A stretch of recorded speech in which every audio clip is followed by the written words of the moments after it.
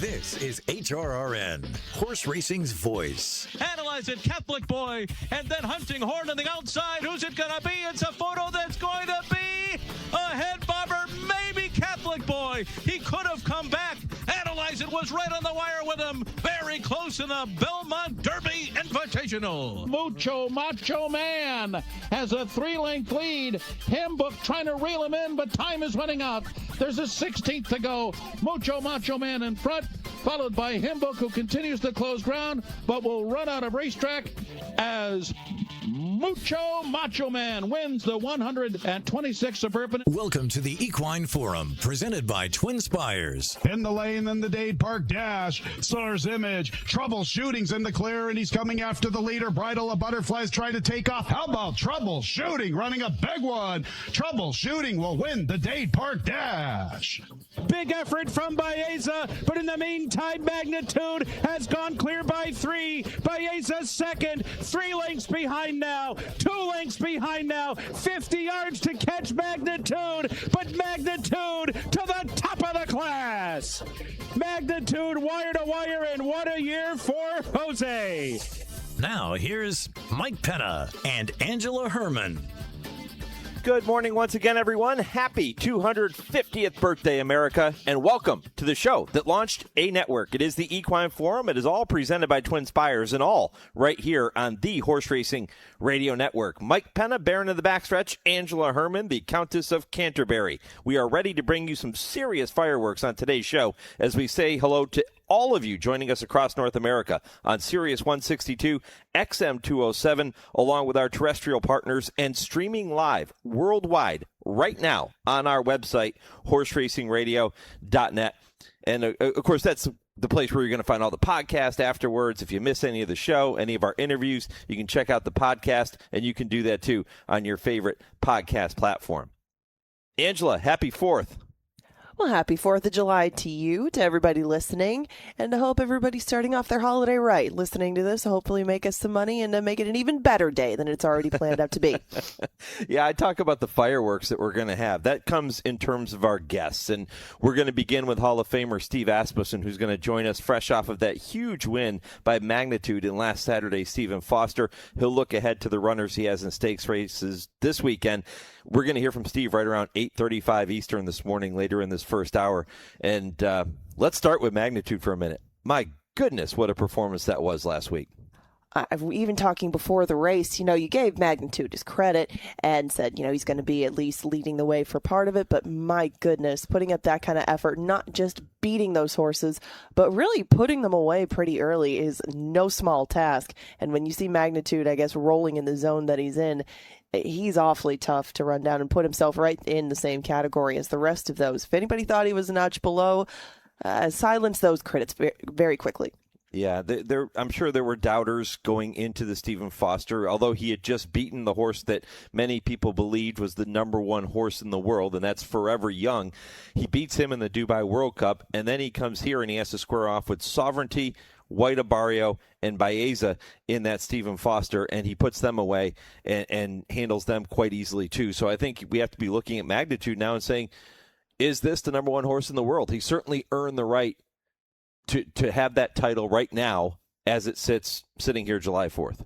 Yeah, I think that you could definitely throw that his way right now, and that's going to be the challenge for Steve Asmussen. So we'll have to talk to him and see how you keep a horse like Magnitude sharp as he's been in the spring, going all year to each of the targets that you might map out for him, because Magnitude is just a horse where how carefully do you pick his spots? What's the ultimate goal? It's got to be the Classic, so how do you line it out from there? I mean, it's a good problem to have, but keeping him separate from the other Asmussen horses, keeping him going on this kind of trajectory, and keeping him as sharp, all the challenges that a good trainer faces, but excellent problems to have with a horse like Magnitude. And he has Tistastic going in today's Suburban. He has Booked going in the Sanford, both at Saratoga. 4 greatest stakes highlight that card, including the Grade 1 Belmont Oaks and the Grade 1 Belmont Derby. And we'll talk about those races as well. Grant Forster, the trainer of Regret Stakes winner Faithful Departed, who goes in the Belmont Oaks, will be with us at 9 o'clock Eastern. And then Will Walden, the trainer of West End Kid, who won the Pennine Ridge last time out. We'll see West End kid in the Belmont Derby. Will be with us at 9:40. So plenty of Saratoga conversation forthcoming on the show today. And more talk of turf racing. We talked so much in spring about the classics, and we're on the dirt because just by virtue of it being the winter, not a ton of turf racing in the mix. Now we see really what some of the turf horses can do when they're stepping up to the plate and they're going against each other in some of these graded stakes. And some of the 3-year-olds that have been maybe stuck with dirt races in the spring get more options in the summer and really get to strut their stuff when they're on the green. You know, let me go ahead and throw this out there too. I want to make sure we update everyone on what happened yesterday in the Wild Applause Stakes. There was the 4-horse spill. All 4 horses thankfully came back fine. The 4 jockeys involved, Paco Lopez, Tyler Gaffalione, Dylan Davis, and Javier Castellano, all appear to be okay. The 3 aforementioned jockeys, Paco, Tyler, and Dylan, all walked off yesterday after the spill. Javier was taken to the hospital for further evaluation. His agent and brother-in-law, Kevin Meeks, sent out a post about 10 hours ago updating everybody, thanking everyone for all the well wishes for Javier. He was released from the hospital, but is going to take the weekend off, give him a few days to recover, and thank goodness all the horses and jockeys escaped major injuries. So that is wonderful news. Absolutely. And even watching that live, I mean, just, it was one of those moments where everybody just, and I could not look to see what was happening after that, but it's such good news and so good that things can get followed up on. You know, before the stuff could be put right onto social media, you didn't exactly know. You had to wait for some updates, and they didn't always come on screen. And it's good to see that everybody is going to be able to get back to normal. I mean, after a couple days off, understandable, Javier, but it's a relief to say the least after an incident like that. Yeah, thank goodness. Thank goodness he's going to be okay.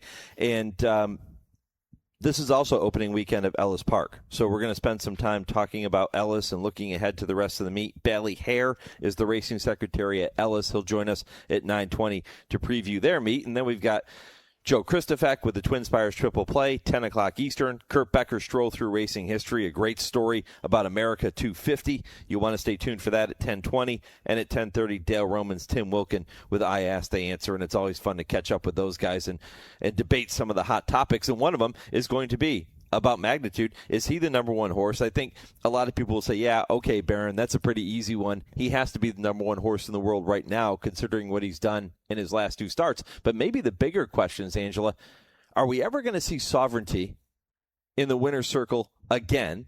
Have we seen him in the winner's circle for the last time?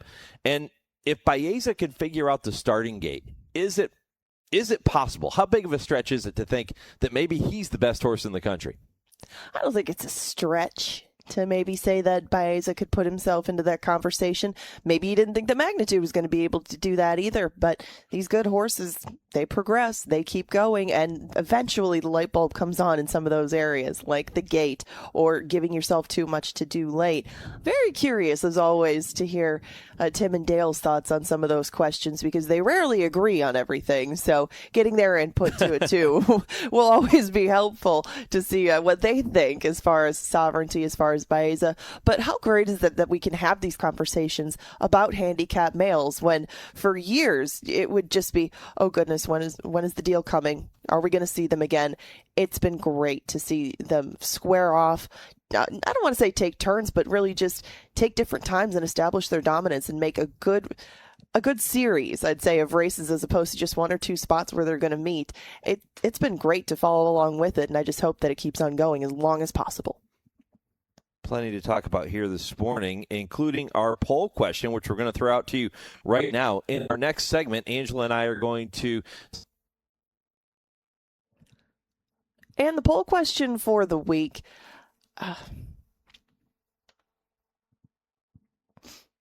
it sounds like Mike is gone for a moment, but we'll get that poll question in just a moment. And we also have the Mojo Racing Impossible Trivia question coming up. Lots and lots still to go here on the Saturday Equine Forum. We're going to cut to a break shortly, and we'll be back in just a moment. Race to TwinSpires, where you can unlock a $25 risk-free bet. Just use the code HRRN25 when you sign up. And if your first bet doesn't win, TwinSpires will refund your account up to $25. Wagering on the app is fast with free past performances, insider picks, and power plays every day you wager. TwinSpires. Download the app today to earn your $25 risk-free bet. Void where prohibited. For terms and conditions, visit TwinSpires.com. Must be 18 or older, 21 and older where applicable. For help with a gambling problem, call 1-800-GAMBLER. Will you accept the Breeders' Cup Challenge? The chance to compete against the best in the world? The chance to race for a piece of over $34 million in purses and awards? The chance to prove you belong on racing's biggest stage? The chance to become a champion? Winning a Breeders' Cup Challenge Series race gives you that opportunity with an invitation to horse racing's biggest event of the year, the Breeders' Cup World Championships at Keeneland, where finish lines become the start of a legacy and starting gates shine on the world stage. Win a Breeders' Cup Challenge Series race and earn a guaranteed starting position in a Breeders' Cup race. Entry fees paid, a $10,000 nominator award, travel incentives, and more. Here, winning a Challenge Series race is just the beginning. See the full schedule of races around the globe and learn more at breederscup.com/challenge. When a racehorse runs at full speed, the lungs are exposed to extraordinary stress. With every stride, powerful negative pressures pull air into the lungs, placing strain on delicate pulmonary blood vessels. These forces are one reason exercise-induced pulmonary hemorrhage occurs in racehorses. Flair nasal strips help support the nasal passages and reduce airway resistance, lowering the work of breathing and the negative pressures transmitted to the lungs. In controlled studies, Flair has been shown to reduce the severity of EIPH. Flair nasal strips. Performance starts at the nose. 1 in 3 adults has prediabetes. 1 in 3. That means it could be you, your football buddy, your football buddy, or you, your best man, your worst man, you, your dog walker, your cat jogger. While 1 in 3 adults has prediabetes, with early diagnosis, prediabetes can be reversed. Take the risk test at doihaveprediabetes.org. That's doihaveprediabetes.org. Wait, did they just say 1 in 3 adults has prediabetes? That's 33.33333% of adults. That means it could be me, my boss, or my boss's boss, or me, my favorite sister, or my other sister. That's 7 members of my 21-person romantic book club. Wait, the 1 in 3 could be me, my karaoke partner Carol, or my karaoke enemy Jeff. I'm gonna take the risk test at doihaveprediabetes.org. Brought to you by the Ad Council and its Prediabetes Awareness Partners. Want to get the latest HRRN content directly on your computer or mobile device? Then subscribe to our podcasts using the Podbean app or Apple Podcasts. Just go to hrrn.podbean.com on your computer and click follow. Or download the Podbean app and search HRRN. You can also find us on Apple Podcasts and listen to our latest episodes anytime. Don't miss a thing. Subscribe to our podcasts today. You're listening to the Equine Forum on HRRN, presented by TwinSpires.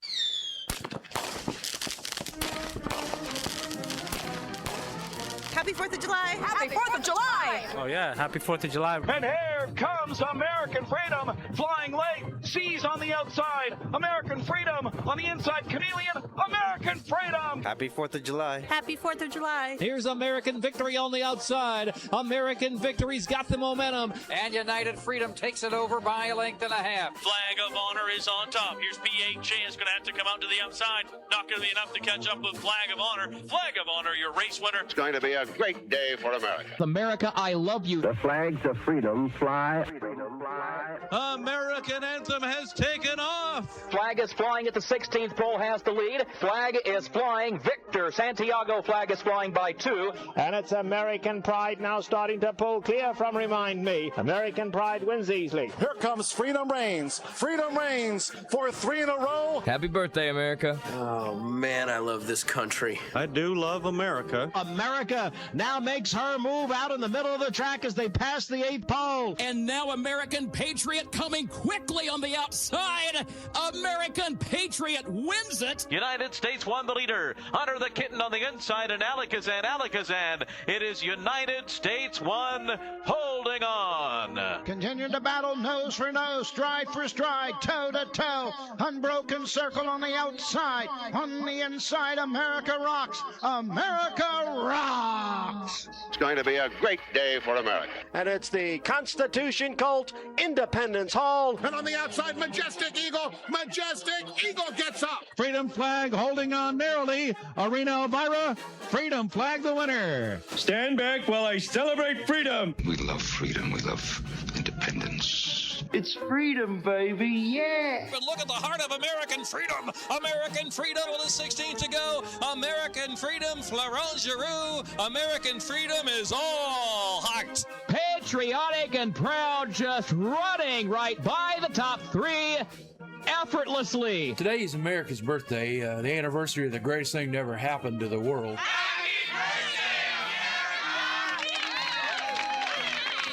United States is running up the score. United States and John Velasquez under the wire of dominant force today. I love this country.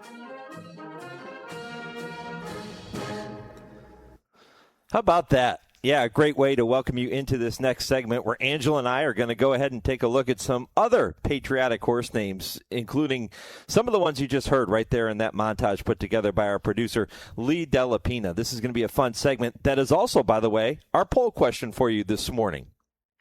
Share your favorite patriotic horse name. So if you have a name that you love, that you've always thought was kind of a cool patriotic name, let us know about it. You can go to @HRRN on X. You can go to Horse Racing Radio Network on Facebook, or you can email Angela and I. Email the show at mike@horseracingradio.net to let us know some of your favorite patriotic horse names, and there were several in that montage, Angela, that were really cool. Well, yeah, and a lot of them do somehow tie back to maybe Constitution or, some earlier names, but, Constitution has been so popular, hard not to integrate that into a lot of the names of his progeny, and they make for quite a montage and a very fitting way to celebrate this 4th of July. So, let's talk about it a little bit. Are there any favorites that you have? Constitution is probably one of my favorites, but, I have some reason for that. He actually is the sire of one of my favorite mare's first foals, so I'm curious to see both what name they come up with, if it does tie to Constitution, and what on earth that horse is going to like to do, because being by Constitution out of a turf or out mare could be all sorts of possibilities, but we'll start with the name and maybe go from there. We're going to spend plenty of time talking about Constitution and his offspring in this segment, but before we get to that, I want to go back to Lee Delapina, because Lee puts together our Mojo Racing Impossible Trivia for you every week. And this one, if you come up with this one, good for you. Challenge yourself. This one's a toughie. Lee, go for it. Thank you, Mike.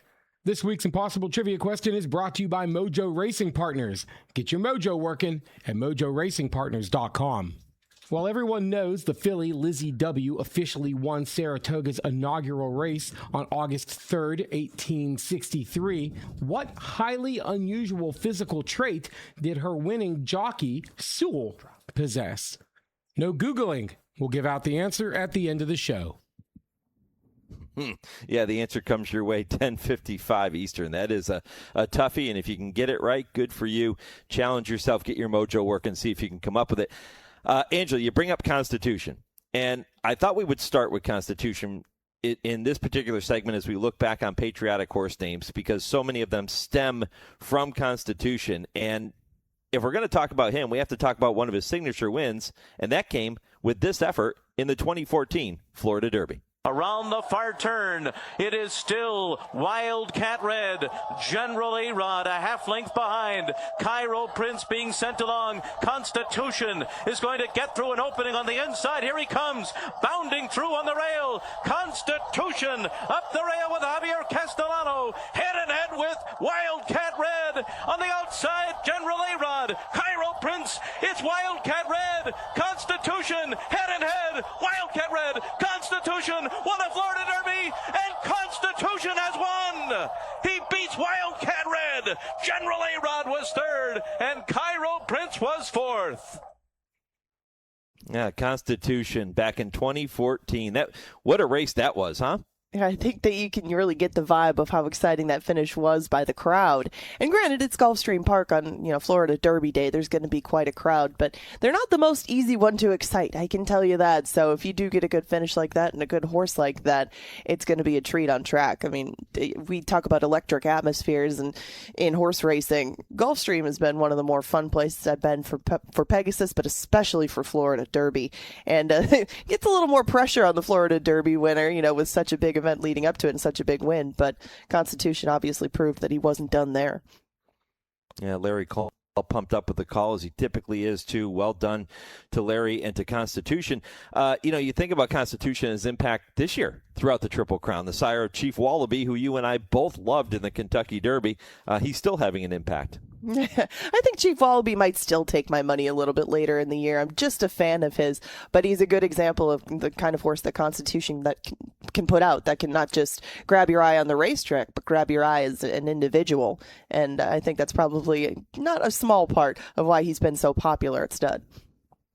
I said so many of the patriotic horse names we've seen over the years stem from Constitution, his sons and his daughters. How about American Revolution? Remember American Revolution, who earned like $1.2 million in his career back in the 2020 to 23, I think is when he was racing? Yeah, that's a tough time to make your way as a racehorse, when not everybody can come and see you at the track. You're not maybe going to get the noise in the background of those calls that you normally would, given what was going on in the world. But, definitely a horse that I think made a name for himself, but maybe just save a couple of short noses and a head in some big races would have been even more in bold, but still a very admirable career for American Revolution, to say the least. Yeah, and by the way, so many of the names we're going to discuss in this segment, courtesy of our friends at ABR, because they put out an article earlier this week focusing on a lot of patriotic horse names, and it was kind of the brainchild for this particular segment. I thought it was really cool. How about Independence Hall, another son of Constitution? There was Give Me Liberty, We the People, John Hancock, that's appropriate, and Gettysburg Address. You had Pledge of Allegiance, all sons or daughters of Constitution. And that's part of the fun of naming a horse too, isn't it? If you breed the horse, you have the tools to work with as far as their pedigree. You name a kid, you get one name to go with it, but you name a horse, you get all kinds of possibilities, from mom and dad that could be eccentric, could be patriotic, could be a number of things. But there's some interesting ones on here, American this and that, but Independence Hall and some of the other ones that you mentioned covering different aspects of it. It's good to see how creative some people can get with Constitution and with some of the other names that you do see in this list. John Hancock is definitely one of the more memorable ones to me, but that's because he's in recent history.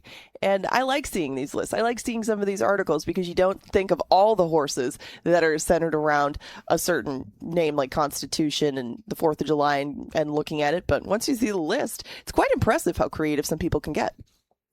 Bob Baffert had a couple of notable patriotic horse names in his barn, too. He had American Anthem. Remember him? He was by Bodemeister. He was a pretty good sprinter. And then he had American Freedom as well, was another one. Mm-hmm. Yes, American Freedom is one that sticks right out, and actually had the patriotic silks to go with it too. So that one, you were getting it from both barrels. And Kaleem saw the silks are distinctive. So when you match one up with the other, it kind of makes sense that American goes along with a lot of those names and left their mark on history along with it. Well, Mark Glatt has a horse on the West Coast who has a patriotic name. He's not a son of Constitution, actually a son of Omaha Beach, which certainly makes sense. But the horse's name is Freedom's Not Free, and on June 13th put in this effort to win the Daytona Stakes. It's wide open, a furlong out. Here's Sumter on the outside.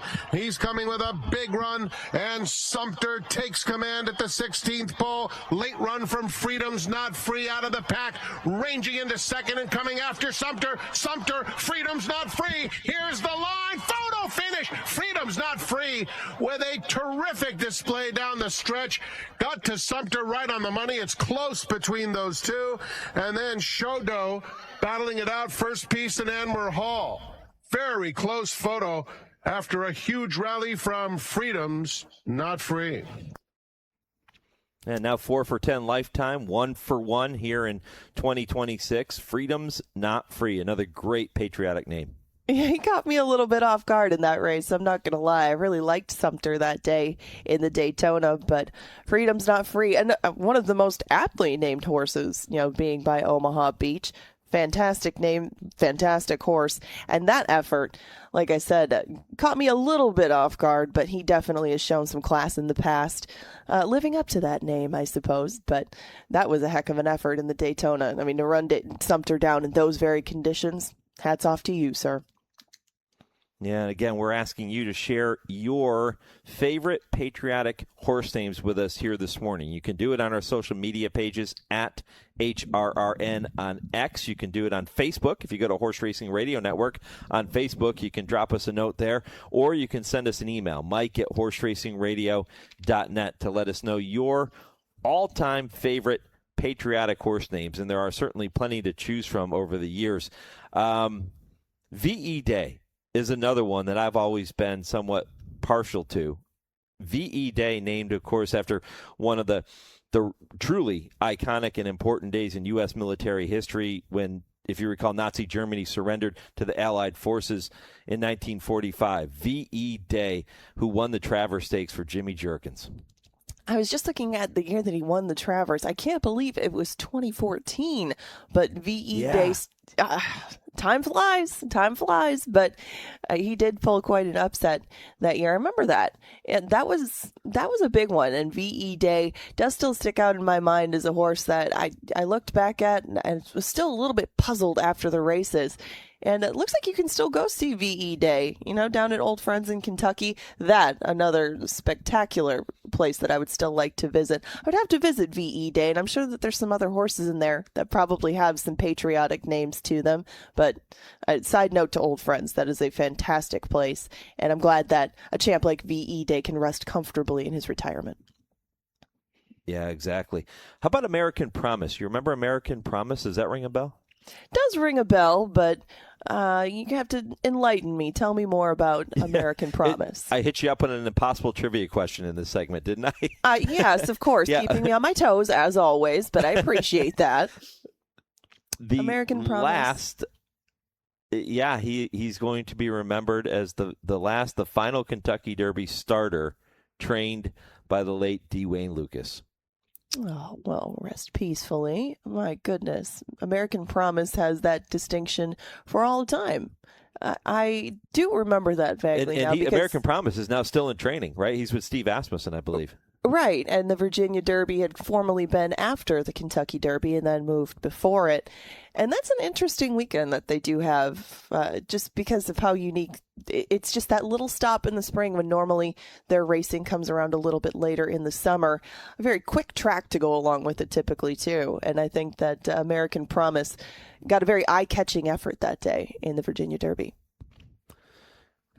The name Steve Asmussen should ring a bell because I mentioned him in the beginning of the show. He's going to join us in just a little bit, right around 8:35, 8:40 Eastern time. You'll hear from Steve looking back on Magnitude's big win in the Stephen Foster, looking ahead to his runners in this afternoon stakes at Saratoga. Speaking of Magnitude in that older horse division, we talk about him being the leader. There's a horse out there, a late developer from Bill Mott, who has an extremely patriotic name, Stars and Stripes. And in April, he put in this winning effort at Keeneland. Rattle and Roll is still lingering in fourth as they work for the top of the stretch. Batten Down is still the leader. Batten Down has the advantage by 2.5 lengths off the far turn. Awesome Air to the inside. British Isles, then Stars and Stripes, and Rattle and Roll. San Siro is way out on the grandstand side. 5 lengths off the leader. Stars and Stripes taking aim and running up for the lead. Awesome Aaron needs room. Batten Down is fighting on to the inside. Awesome Aaron dives to the rail. Batten Down, and again Stars and Stripes past the 16th pole to poke ahead in front. Batten Down fights on, but second. San Siro runs late. Stars and Stripes, Luis Saez to win the Ben Ally. Batten Down home second, San Siro third. Kurt Becker with the call of the Ben Ally. Stars and Stripes, maybe a late developer in this particular division. We'll see if he can contend with the upper echelon of the older horse division maybe later in the season. But Stars and Stripes, a highly patriotic name. I suppose Bill Mott probably needs another good handicap horse, so let's get him in the mix. He'll know pretty quick what he's got on his hands, I'm sure. But always good to have another exciting prospect and a probably fun one to call if he were to run on the 4th of July. Stars and Stripes, very aptly named for the holiday today. Yeah, our friends at Mojo Racing Partners sending us a message on our X page here saying Star Spangled Banner is one that they're always going to remember. That's a good one. Ah, yes, he was all one word. I believe I recall. That might have been a little bit earlier on in my history. Yeah, I guess it couldn't be the spaces in there. It might be too long of a name, but I think, did he run it up in Chicago, I want to say? But I don't have as detailed of a memory of Star Spangled Banner. Let's see. Speaking of Chicago, you and I were talking yesterday. Arlington used to have a highly patriotic named race. Well, yes, they did. The Stars and Stripes. How fitting. One of those turf courses that you always looked forward to opening in the summer. Maybe if you weren't at Canterbury, because, that was our competition for turf horses all the time, and it was almost impossible to compete with Arlington. But the Stars and Stripes, I know, was always a part of their summer stakes schedule that you did look forward to, and that usually proved to be a pretty live race. So I miss it, but it was a nice nod to the holiday to put that in the middle of the summer schedule, and fond memories of racing at Arlington in general, but that one does stick out in my mind. Yeah, I certainly miss Arlington. I know so many people do.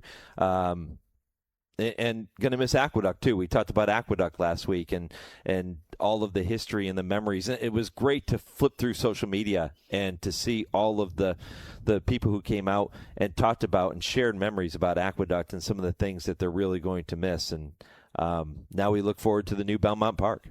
Yeah, and say what you want about Aqueduct or even the old Belmont Park. Once you see the prospect of it going away, anything that you might have complained about or didn't want about it, that kind of all goes out the window, and everybody really sung the praises of Aqueduct and how cool it was that it was the city track and that you took the subway to get there. We heard a lot about the train to get to Aqueduct, but I think just about everybody who had been there had something nice to say about it and said that they were going to miss it.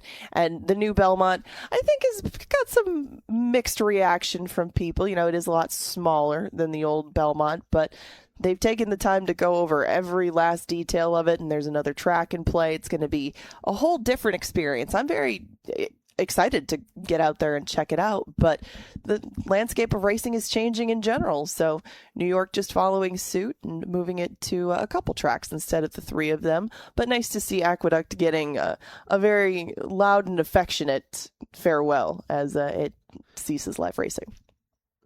Remember, you can get in on the conversation with Angela and I this morning talking about your favorite patriotic horse names. You can drop them on our social media pages or email the show, mike@horseracingradio.net, and we'll try to pass those along later in the program. But the Hall of Famer Steve Asmussen is set to join us here on the other side of this short commercial break. Grant Forster still to come as well.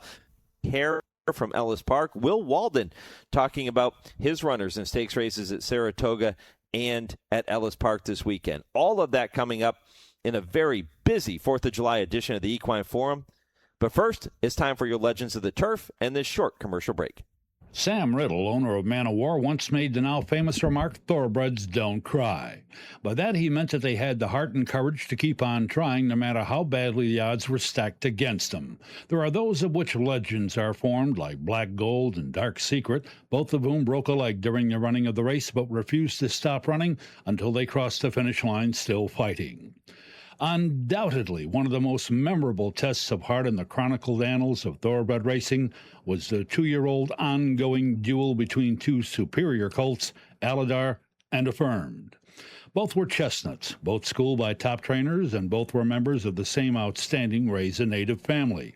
In toto, they both typified all that was poignantly majestic about the thoroughbred breed itself. Affirm was a good little horse, standing at 15.3 hands, that's about 5 feet 1 inch, and Aladar was a good big horse, standing at 16.2 hands, about 5 feet 4 inches. You know, there's an old racing adage to the effect that a good big horse will beat a good small horse. Those who echoed that well-known refrain forgot one simple thing. Affirmed was a fanatic. Once he got to the lead, he absolutely refused to let another horse get by him. The fact was that Aladar was also a fanatic, and that he refused to stop trying to pass, no matter how consistently Affirmed defeated him. In their first 6 meetings, Affirm had whipped Aladar 4 times. But when they went postward beneath the hallowed TwinSpires of Churchill Downs in the lengthening late afternoon shadows of an early May afternoon in the run for the Roses, Aladar was the crowd betting favorite. One of the fascinating aspects of the Affirmed Aladar battles was the difference in their respective running styles. Affirm was a quick breaker, and once in front, flatly refused to relinquish his advantage. Aladar was a relatively slow breaker who came from off the pace to make one big run. That 1978 Kentucky Derby showcased those patterns and tendencies most graphically indeed. Although Aladar chased Affirmed valiantly, the Little Harborview colt won the race over the Game Calumet colt, which thereby upped the composite log to Affirmed 5 wins, Aladar 2. It turned out to be a case of equine deja vu in the run for the Black-Eyed Susans at Pimlico 2 weeks later. This time, the big horse made an even more determined run for the lead and was defeated by a bare neck. Laz Barara, Affirm's trainer, said that even if they had gone around again, Aladar would never have caught him. There were not many others, including Aladar himself, who bought into Barara's absolute vote of confidence. The Calumet colt went postward as the favorite in the ultimate test, the 1.5-mile run for the Carnations, the Belmont Stakes. And there was a solid faction of knowing horsemen who were of the opinion Aladar had been whipped by Affirm so many times, 6 out of 8, that in effect Affirm had broken Aladar's heart, as it were, and that the race would be a walkover for Affirmed. The 111th Belmont will be long remembered by Ogden Phipps, then president of the New York Racing Association, and everybody else who saw it as well as, quote, the greatest horse race I've ever seen, unquote. I was a witness, but I must frankly say the match race between Alsab and Whirlaway at Narragansett in 1942 was better. So be it. Nevertheless, Affirm got away from the barrier with his customary quick start and then dropped into second place just off the pace, lying in wait like a tiger ready to pounce on his prey. Aladar broke in rather leisurely fashion and came from further back to challenge on the outside. With the indomitable spirit of a truly great horse, he began his ambitious assault on Affirmed in spite of his recent defeats at the hands of the latter, defeats that would have made any lesser thoroughbred stop trying. Speeding rapidly to the head of the field, Affirmed and Aladar came to the 3/8 pole eyeball to eyeball. Matching each other with stride for magnificent stride, they had covered the first mile in 1:37 2. Muscles strained to the bursting point, neither magnificent colt giving an inch. Their strides were in perfect synchronization with the respective riders in fluid motion as they pounded down the long Belmont stretch in what was truly poetry in motion. Then Aladar, in the moment everybody had waited for, stuck his nose out for just a mere fraction of an inch further than Affirmed. It seemed just for an instant that Aladar's long battle had finally been won. The prolonged intensity of that duel for the lead and the assertive move would well have given cause for most other horses to back off and settle for a most respectable second place. For a fleeting moment, it looked as if Affirmed would tire and slow down, but he reached down into the depths for that X plus, that little something extra that only the great ones have, that which makes a thoroughbred a true champion. In one singularly bold display of the ultimate in courage, the little horse with the enormous heart gathered every ounce of power that was within him and thrust his note a good 3 inches past that of Aladar. And that's the way it stayed as they hit the finish line. To this very day, the question is hotly debated. Which horse had more heart? The one who would not be beaten, or the one who kept being beaten but came back for each successive confrontation, trying harder and harder to win? You see, Aladar didn't know how to cry, and in that context he exemplified the consummate thoroughbred. But history shows, and the fact remains, it was Affirmed that had that intangible something extra, that X+. As Laz Barrara phrased it when the following summer the good little Triple Crown winner thundered home under an impost of 132 pounds to win the Hollywood Gold Cup and become the first thoroughbred to earn $2 million, quote, affirmed is like my father. When you ask him for a quarter to go to the movies, he'd have to search all of his pockets, but you knew he'd find one somewhere, unquote. And by the way, there's a great sports trivia question emanating from that 1978 Triple Crown. Who was the only horse ever to run second in all 3 Triple Crown races? It was Aladar. No, indeed. Thoroughbreds do not cry. Race to TwinSpires, where you can unlock a $25 risk-free bet. Just use the code HRRN25 when you sign up. And if your first bet doesn't win, TwinSpires will refund your account up to $25. Wagering on the app is fast with free past performances, insider picks, and power plays every day you wager. TwinSpires. Download the app today to earn your $25 risk-free bet. Void where prohibited. For terms and conditions, visit TwinSpires.com. Must be 18 or older, 21 and older where applicable. For help with a gambling problem, call 1-800-GAMBLER. Scott Mallory's Phasing-Tipped July consignment offers serious sire power. Hip 11 is by Red Hot Sire Vacoma, the sire of multiple greatest stakes horses. Hip 54 by Yopon, the sire of stakes-winning fillies Goodall and Veneta. Hip 76 by Millionaire Grade 1 winning first crop sire Dr. Shivel, who won greatest stakes at 2, 3, and 4. And Hip 95, a colt by Grade 1 place Loggins with a Blaine Cross, already with a half-sibling who's earned $190,000. Don't miss the Scott Mallory consignment in Barn 8 at Phasing-Tipped in July. It's time now to shine the spotlight on the Darley Taking the Reins Performer of the Week. Immersive comes away with the lead. Can Regaled catch her on the wire? Immersive held on. Immersive beat Regaled. Immersive, the daughter of Darley Stallion Nyquist, was courageous while winning the Grade 2 Fleur-de-Lis on Saturday at Churchill Downs, coming back after being passed to register her 6th win from 10 starts with 4 seconds. The 2-year-old champion of 2024 is now guaranteed a start in the Breeders' Cup Distaff with a victory in that Win and You're In fixture. And that win makes Immersive your Darley Taking the Reins Performer of the Week. Darley Stallion Nyquist, 6 graded stakes winners in 2026. Only Gunrunner, Not This Time, and Into Mischief have more. They include Grade 1 Met Mile 1-2 finishers, Nisos and Nightbridge, and Grade 2 Fleur-de-Lis winner, Immersive. Learn more about Nyquist and all the Darley Stallions by visiting DarleyAmerica.com. You're listening to the Equine Forum on HRRN, presented by TwinSpires. 6 furlongs and 1:13 and 2. Curlin's waiting to get uncorked here by Robbie Alvarado. He's got a seam, but it's still front-running Barcola. Here comes Curlin. He's kicked it into top gear, and he rushes right on by to take the lead now. Curlin opens up by 2. Barcola had no response in second, and 3 back to Weinstein and Grasshopper, but Curlin back to the top of his game. He's razor sharp coming back from Dubai. Curlin impressively under Robbie Alvarado. Come back into Stephen Forster by 3. Tight for the place there between Barcola and Einstein. Welcome back to the Equine Forum, presented by TwinSpires. The late Luke Kreiposh with the call of Curlin winning the Stephen Forster in 2008. The first Stephen Forster win for Hall of Fame trainer Steve Asmussen. He came back in 2017. He won again with Gunrunner. And then last Saturday, we saw Magnitude just demolish the field. And that was say what you want about the size of the field, but the quality of that field was unparalleled, and Magnitude made it look easy. And that was just after beating a horse that many people thought was the number 1 horse in the world, and Forever Young. He did that in Dubai, and then he comes back and topples the best horses in the U.S. And you have to think, if you weren't a believer before, you better be, because this horse may be the best horse in the world right now, and he's trained by the Hall of Famer Steve Asmussen, who's with me now here on HRRN. Steve, good morning. Good morning. Glad to be on. Do you have the number 1 horse in the world in your barn? I like the introduction for it and everything. I was so excited for his win Saturday, as you mentioned, winning the Dubai World Cup, beating Forever Young. You know, for measurement's sake, Forever Young, 15 starts and $31 million in earnings.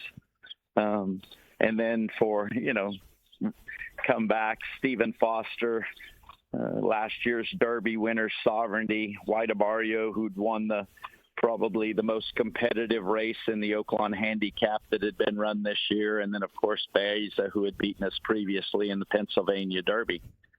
All the excitement was just the validation of what we believe in magnitude. And if they beaten what we feel are the best field that's run this year so far, and love the outcome of it.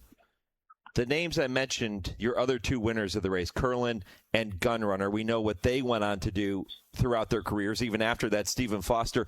Does magnitude strike you as that being cut from the same mold, if you will?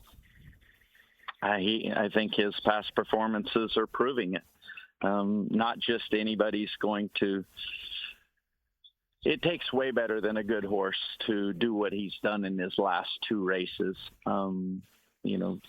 Like you had mentioned, traveling to Dubai and beating Forever Young and then coming back to the States. It takes a horse of, Curlin, Gunrunner, magnitude's quality to get that done. What gave you the confidence going into the Stephen Forster? He was sitting on another big effort. How he was training. It's just unbelievable. He's an extremely talented, fast horse whose confidence has risen to his ability. And I thought all the indications before Dubai was a physically ready and mentally ready horse that felt like he could handle the task. And he gave us the exact same feeling going into the Forster.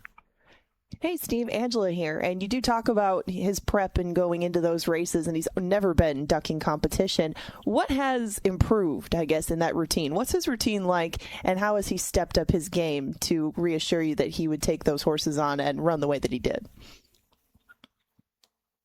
I think, success. Success breeds confidence, and that is who we have to train and race right now. Looking ahead to the rest of the year, Steve, you're sitting on a horse, as we just talked about, maybe the best horse in the world. How do you you've done this before. You've had these incredible horses in your barn before, but what's the key to managing the campaign and making sure he stays on top of his game the rest of the way? Paying attention to how he's doing on a daily basis. Moved him to Saratoga. He left Monday, arrived early Tuesday at Saratoga, and gave him a day off, and back to the track here. And Robert, who gets on him all the time, was, beaming with how he felt this morning on the racetrack. All indications are good, and that's what we will look for on a daily basis and going forward. I think that the Whitney on August 8th is perfect timing for us coming off of the Forster, especially with how he's doing his first couple of days here at Saratoga. And then it will be interesting whether we train him up to the Breeders' Cup off of the Whitney, or if we use a race like the Jockey Club Gold Cup in between. I think the one thing that is obvious with him is the races that how fast magnitude is run off a layoff, 90-something days going into the Stephen Forster off the Dubai World Cup, how he ran off an extended layoff in the Iowa Derby last year. So it's quite obvious that he will run extremely well fresh. Steve, I remember you and I visiting last year after he won the Risen Star and just annihilated the competition that day. It was freakish.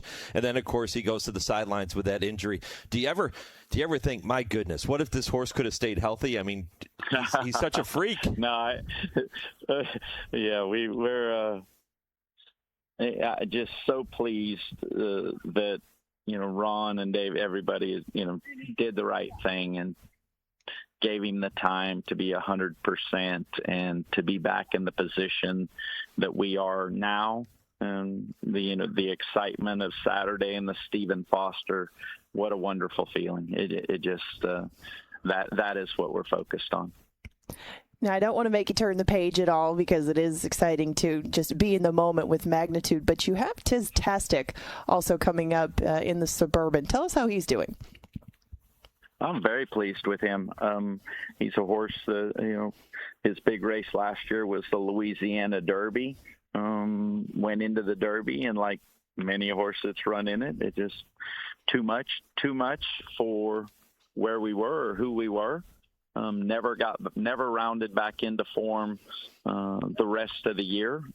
Tried a few turf races because of his success at Kentucky Downs as a 2-year-old, and then gave him an extended break.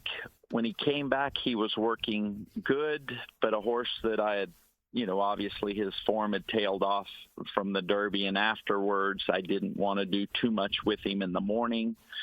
Felt using the turf race at Keeneland this spring would save me from 3 or 4 works that may make him decide he wasn't loving the job. He came out of the turf race in good shape, ran back to a career-high number in the allowance race at Churchill, and has trained exceptionally well since. So I am very optimistic for him and in the Suburban, and like him at 1.25 miles. It is his first run, here at Saratoga on the dirt, but his work on the main track a couple of weeks ago looks like he liked it to me.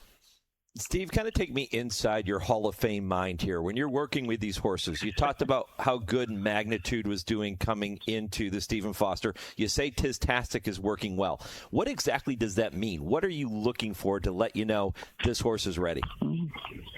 A willingness to travel, how they're traveling, their attitude towards what they do.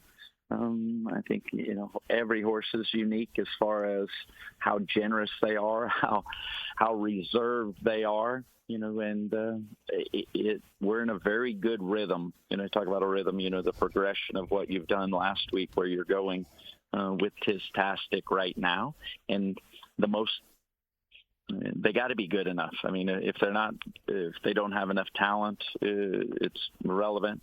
But you need their effort. And I cannot tell you, one of the great things, I keep reverting back to Magnitude, I appreciate the effort that he puts forth and continues to do so. And that's what we're looking for from Tistastic in the Suburban.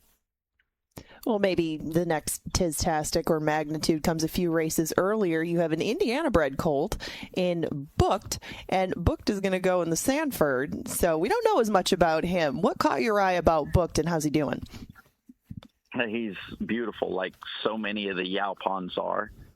He's just a beautiful individual. And first time out, he from the 1 hole at Churchill, did not break at all, made a nice late run.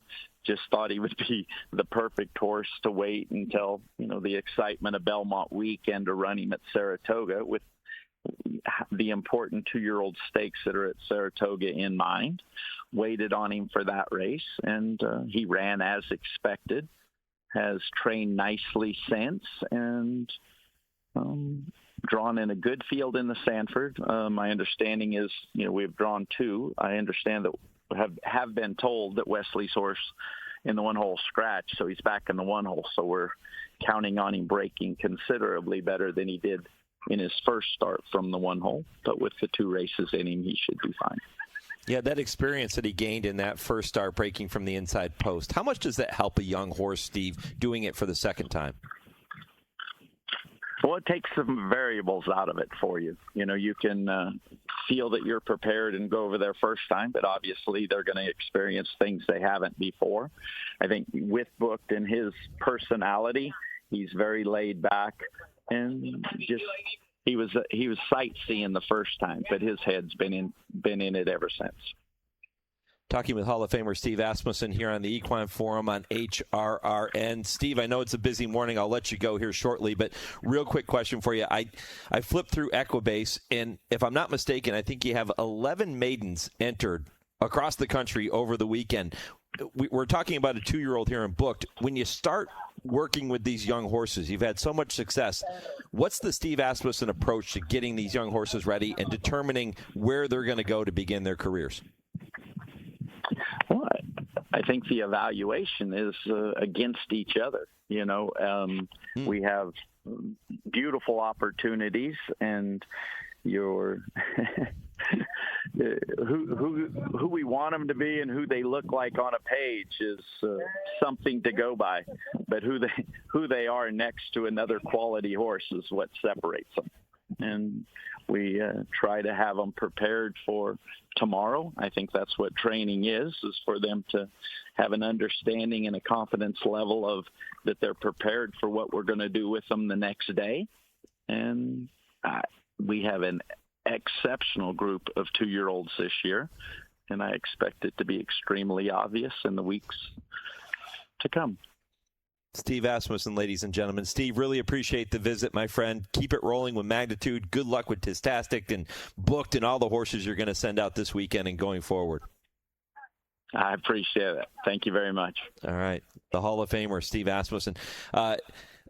Listen, here's a guy, right, that has saddled, more than 11,000 winners in his career. I think he's closing in on like 11,300 or something, Angela. And his answer to preparing those young horses, because Steve has had so much success with his young horses, and his older horses too, but getting these young horses ready, when he said who they are on paper and on a page is one thing, but then who they are when they get into training alongside other good horses is a whole completely different thing. And isn't that what this game is, truly all about? Well, isn't that any of us? No matter who our parents are, we're going to be our own individuals. So getting a trainer who can understand the idiosyncrasies of finding that personality and drawing it out of a horse to really get their best out of them, and to do that from age 2 all the way to the campaigners as older horses is what makes him the trainer that he is. And he's not one of those trainers that you can put into any one category. Not one thing comes to mind. He's not just a 2-year-old trainer, not just with colts, not just with fillies, not just with turf horses, not just with dirt horses. All bases are covered, and he talks about the good 2-year-olds that he has coming in. That seems to be the case over and over again, but success attracts those kinds of horses, so it's really no wonder that they keep on showing up with Asmussen as the trainer. Yeah, what a luxury to be able to take your young horses and put them alongside another young horse that is a good horse, right? Mm-hmm. A lot of trainers might have one good 2-year-old in the barn. He has a slew of good 2-year-olds in the barn. So he has that luxury to be able to do that. He's earned that right. But the fact that when you go to a horse sale and you're at a public auction and you raise your hand and you make that bid, we all are hopeful and optimistic and thinking that this is going to be the one, but you never know until they get out there on the racetrack and prove it. Of course. And doesn't it give you a little confidence when you see Steve Asmussen's hand go up for the same horse that you're looking for, too? If yeah. Those eyes are seeing the same thing that you are, you've seen at least the start of what a good horse could be, and it's the development from there. But that's what makes him Steve Asmussen, because he can take them from auction to the racetrack, and almost everything going up to there is going to be catered exactly to that horse. It's tough to do. Plenty more Saratoga conversation to come in hour number 2. Will Walden set to join us right around 9:40 Eastern. We're also going to talk a little Ellis Park, because Baley Hare is the racing secretary at Ellis. He's scheduled to join us at 9:20 as they begin their 2026 meeting, and should be a really fun conversation with Baley coming up in hour 2. We'll tell you more about what's ahead when we come back. This is the Equine Forum on the Horse Racing Radio Network. Woodford Feed, where tradition merges with technology. Family owned since 1940 and providing exceptional customer service, Woodford Feed specializes in the highest quality feed, using only the finest ingredients to ensure optimal nutrition for your horses. In addition, Woodford Feed can help with all your farm needs, including field seed, fertilizer, and weed control. So whether your horse is sprinting around the racetrack or has a foal by her side, count on Woodford Feed to provide the quality nutrition necessary to perform at the highest level. Woodford Feed, Versailles, Kentucky. James Brown and Bill Cowher welcoming you back to Dennis Melvin's house. It's time for the Midnight Snack Run. This is one tricky obstacle course. Sticking to healthy habits in this kitchen is going to take focus and determination, but it can be done, JB. He's already entered the snack part of the course, and he's eyeballing a jar of chocolate candy. That is tempting right off the start. Uh-oh, he's reaching, Bill, but he pushes it away. Great stiff arm. He's approaching a plate of delicious-looking iced cookies. Oh, Dennis, you only want one of those. He blows right by him for the apple. Oh, the fridge. It's make or break time, JB. He stares down some rich-looking treats, Uh-oh, looks like he's headed for the soda. Wait, he jukes left, grabs the water bottle, and shuts the door with his elbow in record time. Unbelievable move. I gotta see that again. And he's out. He even turned off the light. That's the way you execute a midnight snack run. Stand Up to Cancer and Rally want you to reduce your risk for cancer. Go to takeahealthystand.org. Did you receive a call or message that mentioned Social Security and demanded immediate action? Did the caller know your Social Security number or other personal information and tell you that your Social Security number had been used in connection with a crime? Did you feel worried that your Social Security number might be suspended, your bank account might be frozen or seized, or you could be arrested? That is not the Social Security Administration. Social Security will not threaten you, demand your personal information, or instant payment, email or text you pictures or documents, or use a real government official's name to gain your trust. Social Security does not accept payments by gift card, prepaid debit card, internet currency, or by mailing cash. Criminals use these forms of payment because they are hard to trace. Do not be fooled. Hang up. Ignore them. Report this criminal activity to the Social Security Administration Office of the Inspector General at oig.ssa.gov. Produced at U.S. taxpayer expense. Want to get the latest HRRN content directly on your computer or mobile device? Then subscribe to our podcast using the Podbean app or Apple Podcasts. Just go to hrrn.podbean.com on your computer and click follow, or download the Podbean app and search HRRN. You can also find us on Apple Podcasts and listen to our latest episodes anytime. Don't miss a thing. Subscribe to our podcasts today.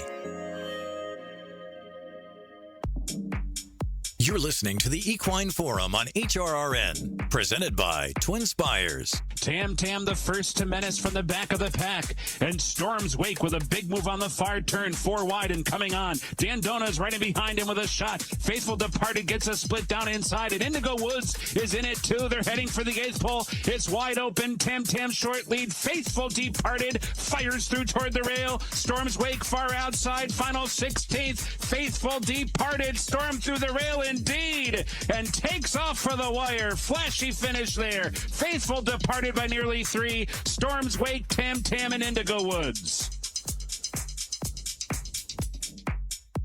Welcome back to the Equine Forum, presented by TwinSpires. Mike Penna, Angela Herman, that is Baron and Countess, with you on this 4th of July edition of the Equine Forum. Travis Stone had the call of the Regret Stakes. Faithful Departed getting the victory in that race, and now points for today's Grade 1 Belmont Oaks. You're going to hear from her trainer, Grant Forster, coming up shortly to kick off hour number 2. We're also going to spend some time talking about Ellis Park and continue to talk about the big races coming up at Saratoga. A couple of housekeeping notes very quickly before we get you to hour number 2. Monmouth Park announcing just a short time ago they have canceled their Saturday program. They're back tomorrow with a Sunday card due to the extreme heat.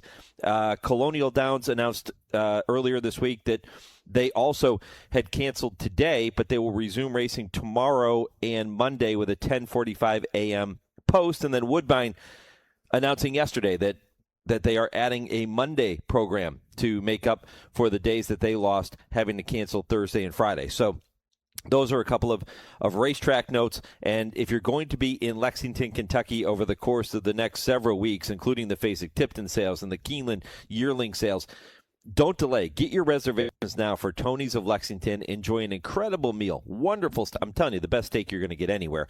Great steak, great atmosphere, wonderful people, great service. It's a place you can feel proud to bring your clients when you're in town for those horse sales. Make sure you do it. Tony's of Lexington. Reserve now.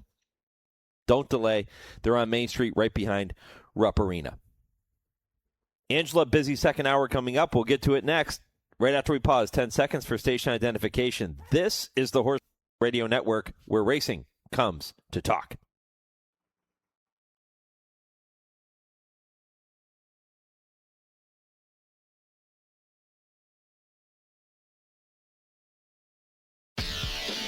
This is the Equine Forum, presented by TwinSpires.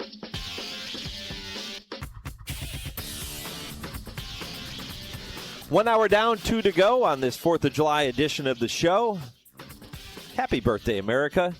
And happy 4th to you, Angela. Looking forward to this second hour and conversations talking about the big races at Saratoga, looking ahead to the Ellis Park meet, opening weekend at Ellis. It's a great time to be a racing fan. Oh, yeah, of course it is. And I'm glad you updated with some of the heat that is taking over the country and taking some of these race cards away from us, because we will get to talk to the brains behind putting the Ellis cards together and how they are adjusting for some of this heat. There was a question whether they would run at Saratoga. There's just all kinds of elements added into summer racing, but there's so much racing. That's what comes with it. And that's just what this time of year brings around to us. Yeah. We'll talk about that topic with Dale and Tim when they're with us in the final segment of the show, 10:30 Eastern, with so many variables to consider for racetrack managers, including medication timelines and horses shipping in, all the fans that are going to be attending, all of those types of things that they want to take into account before they make that decision. What's the most optimal time for a racetrack to say, okay, we're going to have to postpone because of the safety of the horses and the human participants? So we'll talk to Dale and Tim about that, 10:30 Eastern. Grant Forster is here, and he's glad that they haven't postponed at Saratoga today because he's got an opportunity to add that elusive G1 to his resume in the Belmont Oaks, and he's got a good one in Faithful Departed. Grant, good morning, my friend. Yeah, good morning. How we doing? Doing really well. Looking forward to seeing Faithful Departed in action. Comes in on a 2-race win streak. What's the key to making it 3 in a row? Well, we're going to have to beat some really nice fillies. I guess that's really the whole sum of the thing. She needs to. She ran a really, really nice race last time, as you know, at Ellis, and if she can fire a similar race back to that, it may take a little more than that even to win today. But she seems to be really thriving right now, and she's shipped in well, and we're excited to tackle this. What's in front of us. Yeah, the waters are definitely much deeper at Saratoga this afternoon, but you had to see something in that last performance that led you to say, you know what, we think she has a shot. What was it? Well, we had talked about it going into that last race, that if she was, if she won the regret, or ran a really good second and maybe had a little excuse or something, that this was definitely on our radar. We think she's a filly that's going to get better with distance, and this being again back at 1 1/8 was really appealing, and then the way she won the regret and how she's come out of it, and just looking at the field, and we stack up very favorably based on all the numbers. The Europeans are always a little question mark when they come over. They've got a lot of class. The favorite in the race, of course, probably just ran third to the best 3-year-old filly in Europe, Precise. So, but we're definitely, we're 5-1 on the morning line, third choice. So we're here, we belong, and now we just hope our filly can go out and perform to what she's capable of. Hi, Grant. Angela here. I got a couple of questions for you about Faithful Departed. Jose Ortiz has obviously made a very good teammate with her in her last couple of races. I want to know what he has said about her progression in those last couple. And my second question is, how does she handle heat? It's going to be a factor with racing all day at Saratoga. How does she handle it as an individual? Sure. Just to start with the heat, she's handled everything really well. I think it helped that it had warmed up a little in Kentucky right before we came up here. It's actually really comfortable here this morning. We've got some cloud cover here right now. There's a nice breeze. And I thought even yesterday, it was hot, but I've been at Ellis Park in the days when it's been seemingly much hotter than that. There was a really nice 10 to 12 mile per hour wind most of the day yesterday. So it didn't feel as bad as maybe it could have. And today's going to be cooler. It's only supposed to be in the upper 80s, and she's handled everything really well. She shipped overnight on Sunday night, got here Monday morning, and she's had a really, really good week here of training and seems to be primed and ready to go. And as far as Jose, I think he makes a pretty good partner for just about any horse. But he sure has gotten along well with her. And both of these last 2 races, if you watch the replays, and he was kind of looking for a place to go, and he kind of made the comment after both races that he was about to run over top of horses, and was glad that he found room when he did, because she had a ton of momentum and was ready to just kind of go ahead and explode from there. So he just sits on a horse so nicely, and it was nice to see her show a little more tactical speed last time. The previous race, the allowance race, when she faced older fillies, the pace was really fast and the field was really strung out. She was a long ways back. But last time with a more moderate pace, it was nice to see her kind of attend it, be down on the inside. And what's impressed me so much about her for a kind of a big leggy filly is just how much acceleration she has. And she's been able to dart into those holes when Jose's asked her to go and really accelerate and go on from there. And you mentioned her turn of foot and how leggy of a filly she is and how aggressive she might have got behind some horses just wanting to burst through. How do you combat that? How do you take her training into trying to get her to relax a little bit more behind horses? Yeah, I don't know that it's kind of her personality. She's not really a lovey-dovey filly by any means. She's a tough filly, and even around the barn, when you give her a peppermint, she takes one step back and then she lunges at to bite you. So she's just a very tough-minded filly. She's been that way ever since she came in. I think about the first week we had her. One of my hot walkers she was cooling out after, and I was on the inside, and she checking on a horse, and she kicked me. That's not a normal move for a 2-year-old filly just recently come to the barn. So she's always been very protective and very of herself and very very tough. So I don't know if that's part of it. I don't know that she's not a horse that we have trouble relaxing, galloping, or working or anything like that. I think it's just that she's very tough-minded, and when she sees what she wants, she's going to go for it. Grant, do you think there's an element of, good fillies, they tend to have that little bit of a nasty streak. Not all of them, but a lot of them. A lot of the horsemen I've talked to over the years. David Fox, for example, he had that horse, Sheer Drama, who was so good years ago, and she was another one. You didn't turn your back on her around the barn. But I think that kind of is what gave her that edge when she got into the heat of battle. Do you find that to be true? Yeah, I think there's definitely something to that. I know I've heard lots of stories about Personal Ensign and how tough she was, and how hard to be in the stall with her she was, but I've had some of my better fillies over the years have been absolute sweethearts, and it just. I had a filly brushed by a star that we won a couple of grade 2s with, the Molly Pitcher and the Chaluki at Churchill, and she was as nice as could be to anybody around the barn, and just hardly knew she was there half the time. So it's just a different personality. But I think those fillies that are tough like that, I definitely don't think it hurts them in any way, and it definitely their competitive fire definitely comes out during the race for sure. Well, taking today's race. Oh. Go ahead. Go ahead, Angela. I was going to say, taking today's race into account, just put me into your mindset. If you get to pick out the journey for Faithful Departed, what does it look like? That's a great question, because it's a really interesting race, as I'm sure you've seen on paper. It's kind of lacking in pace, maybe Chad's filly from the rail maybe shows some pace, but I'd love to see her kind of have a similar trip to the Regret last time. Somewhere where he can tuck her in and save ground on the first turn and get some cover and hopefully find some sort of room as we reach the top of the stretch but I would hope for her to be, fairly close by the time we hit the top of the stretch for sure, so she doesn't have a lot left to do. She's going to have to outkick some really, really nice fillies today.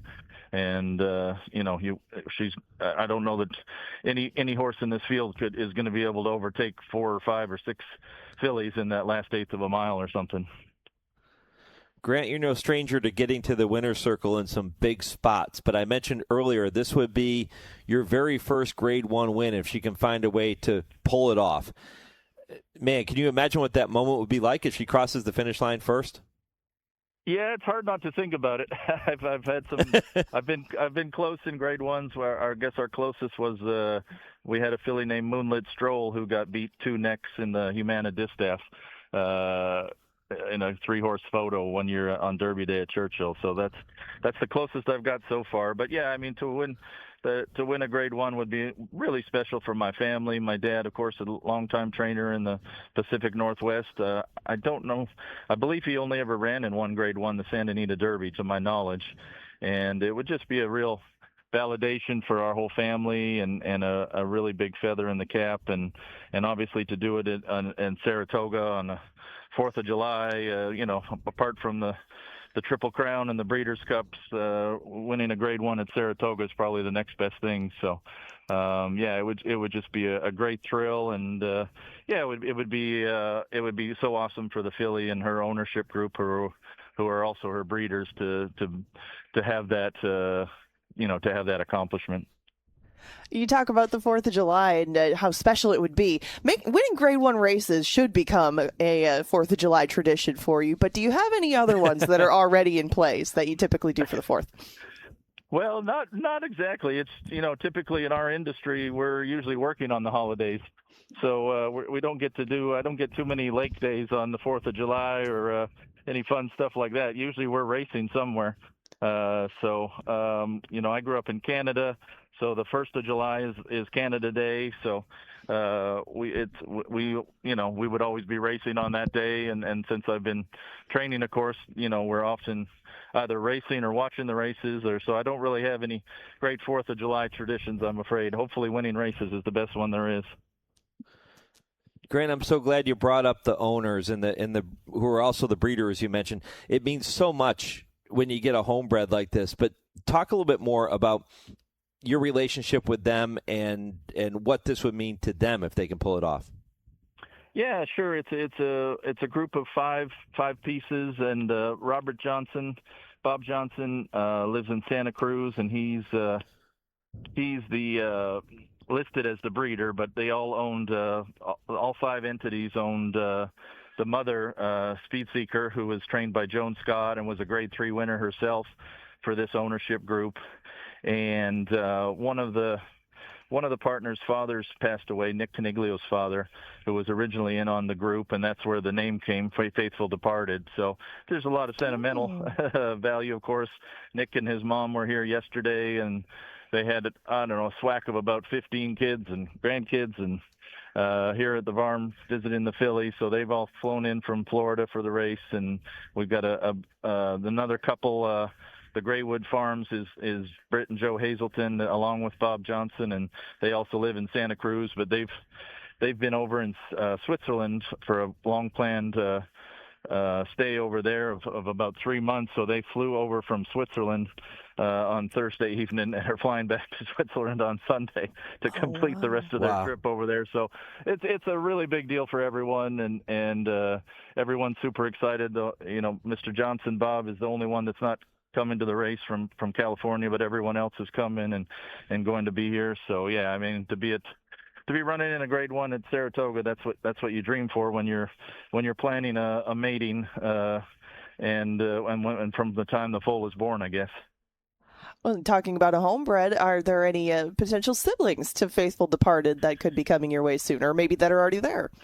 Actually, yeah, we just her 2-year-old half sister just arrived last Sunday morning, just before Faithful left that afternoon to come up to Saratoga. So she's got a 2-year-old half sister by early voting, who we're excited about. Is off to a really good start at stud, as you know, and the filly looks dramatically just like her.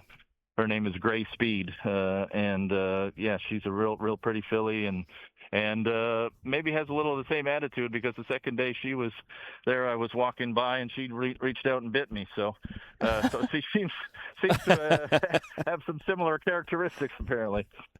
Maybe a sign Grant, of good that things family to come. can't stand you. Yeah. Yeah. Well, if they keep running like this, they can not stand me as much as they want. That'll be just fine.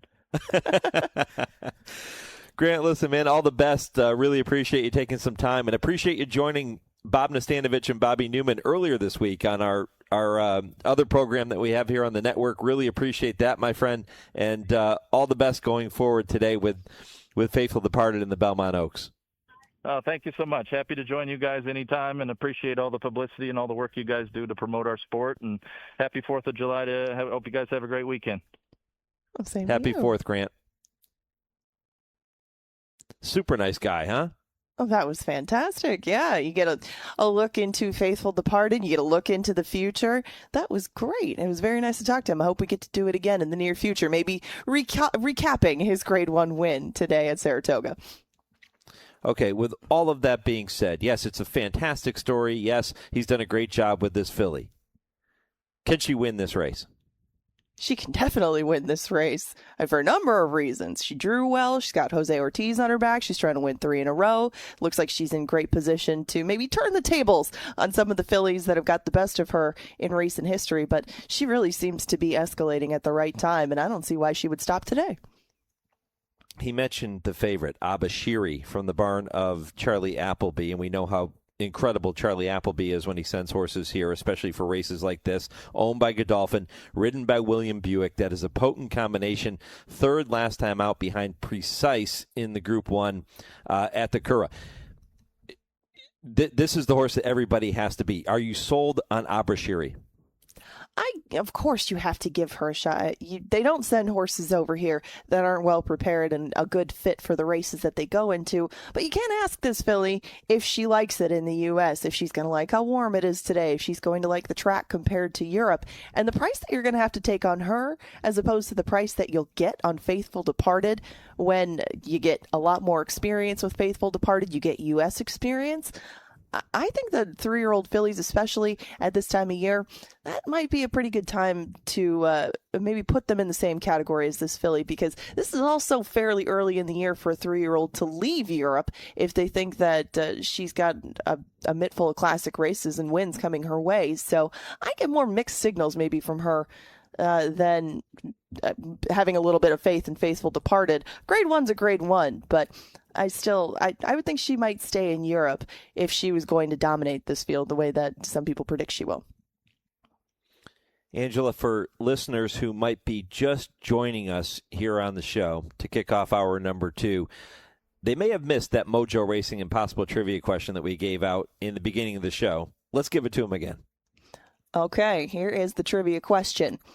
While the filly Lizzie W. officially won Saratoga's inaugural race on August 3rd, 1863, what highly unusual physical trait did her winning jockey Sewell possess?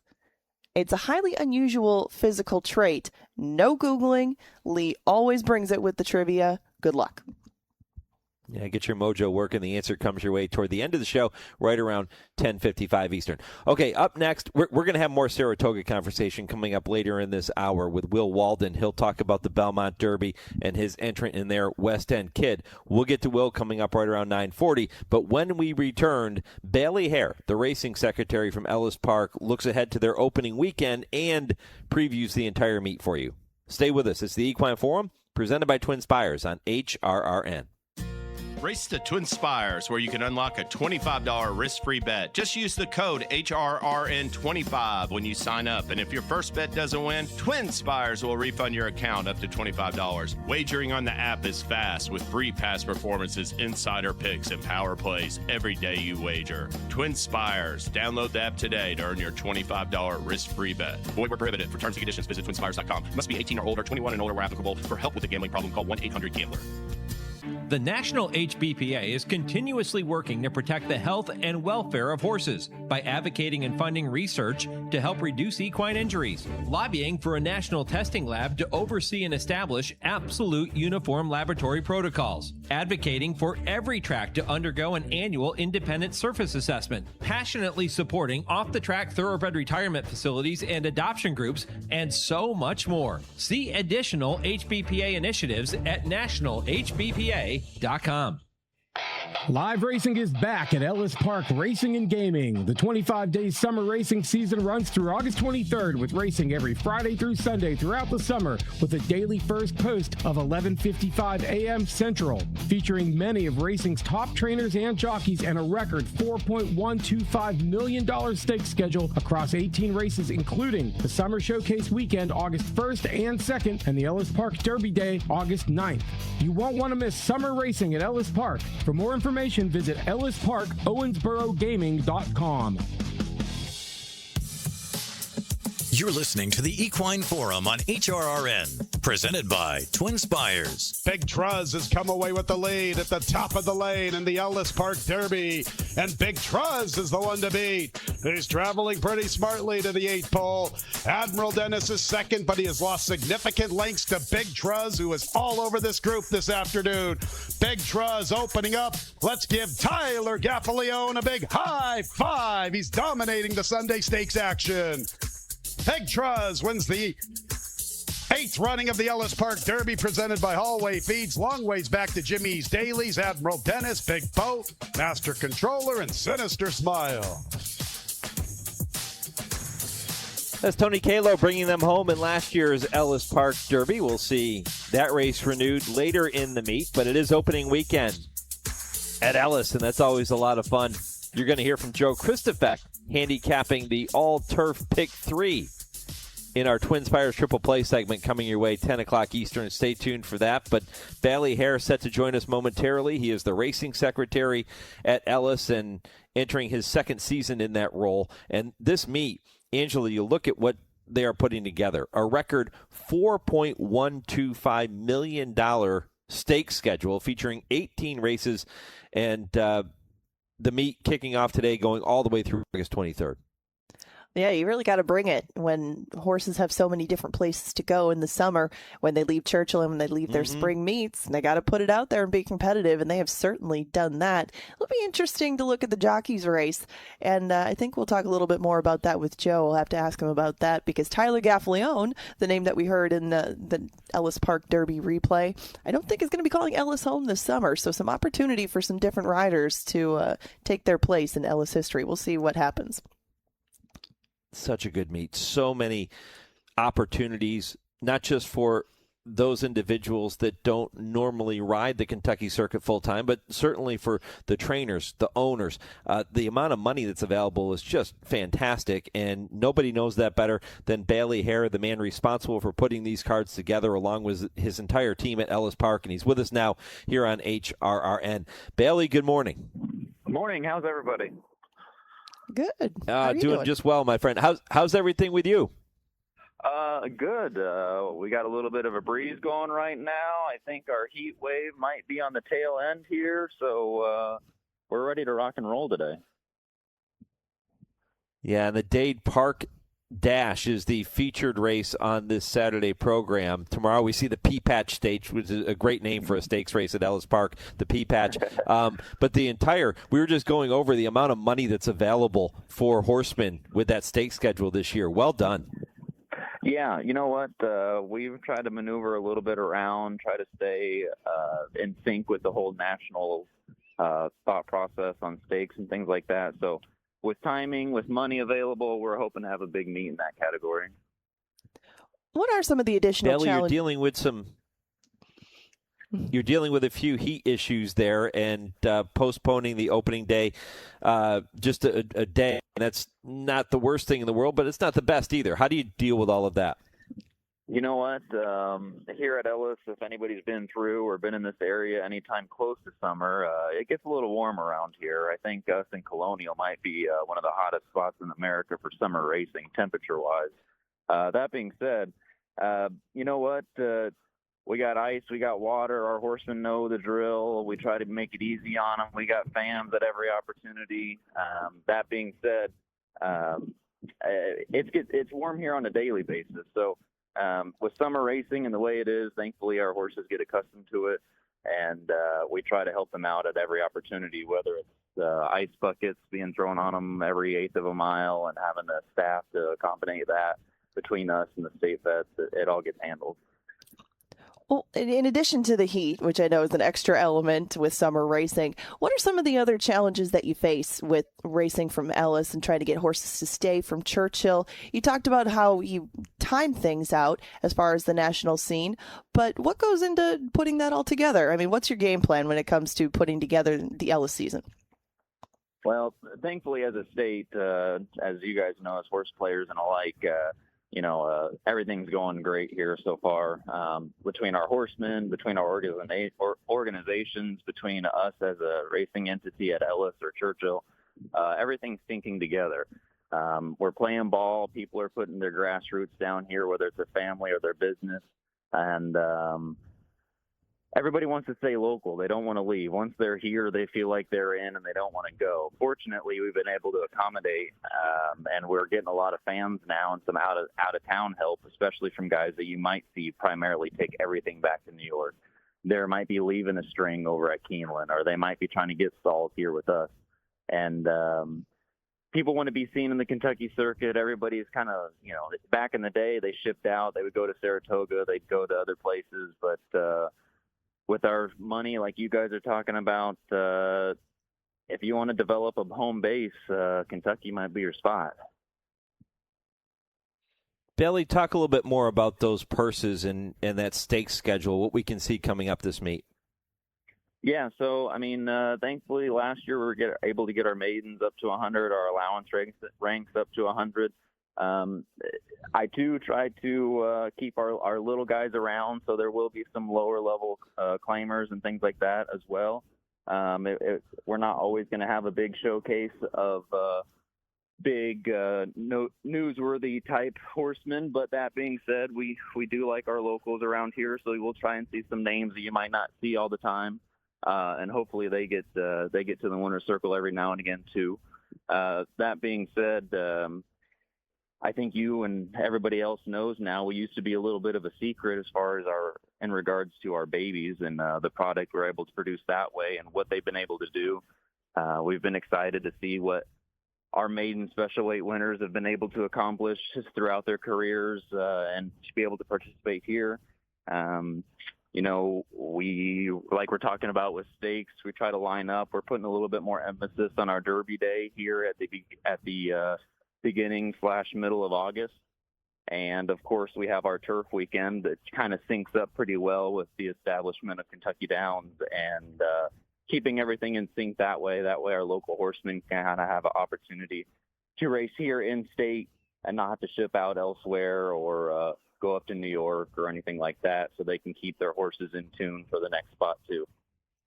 I love to hear it. And take care of the people that take care of you, and that's exactly what we're about up here. And I wanted to hear from your point of view. What's your best memory, like your signature day that you've put together at Ellis? What sticks out in your mind as the day that went even better than you might have expected?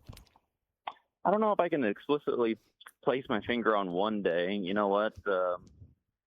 It's been a building of everything here. I've been here now for approximately 12 or 13 years. So the buildup of what it used to be to what it is now is quite impressive, and what everybody's been able to come across and do. Just in a more recent term, the amount of success that our local horsemen had here last year and are able to turn that into a Kentucky Downs, winners, participants, hit the boards, things of that nature. On top of even in a more wild sense, even in regards to some of our surface things, like last year having a world record being broken here in the middle of Western Kentucky is kind of a wild aspect and concerns to Don Show and his performance last year. So it's these little things that happen more often that kind of add up to being that much more of an exciting experience. Baley, this is your second season as the racing secretary at Ellis Park. You and I had the chance to visit last year. You talked about replacing Dan Bork and all the things that you've learned being around the racing offices over the years. What was the experience like last year, and how is it different this year? You know what? We try to keep everything rolling in the right direction, and I think we did. We'll keep that motto this year up and above, but like I said, falling back to the horsemen make my job easy. Their participation, whether we're talking about trainers or we're talking about owners and their excitement and wanting to race here, that definitely helps. It saves a lot of phone calls when you can automatically say, "Sure, you don't want to be participating in this? There's a lot of money here."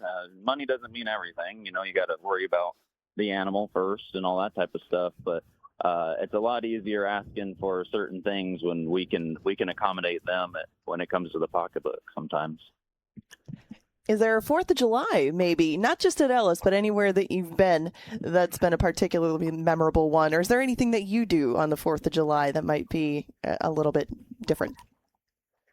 You know what? It is kind of weird to start here now on 4th of July with just the way that the calendar ran and our little heat forecast that we've had. But yeah, I think one of the cool things, if anybody hasn't been here before, and you might see it on the pan shots or scenic shots in between our races, is just the atmosphere that we have here. certain places have their own little type of aspect, but in regards to us, I enjoy the county fair style type, the family atmosphere. You don't feel like there's a wall to climb through to feel appreciated. Everybody's here having a good time. Everybody's doing what they want and laying out what that means, whether or not you're here alone, wagering, finding a shady spot, or you got the family out and mom and dad and the kids are running around and grandma's on the rail or on the outside fence of the winter circle, and everybody's having a good time.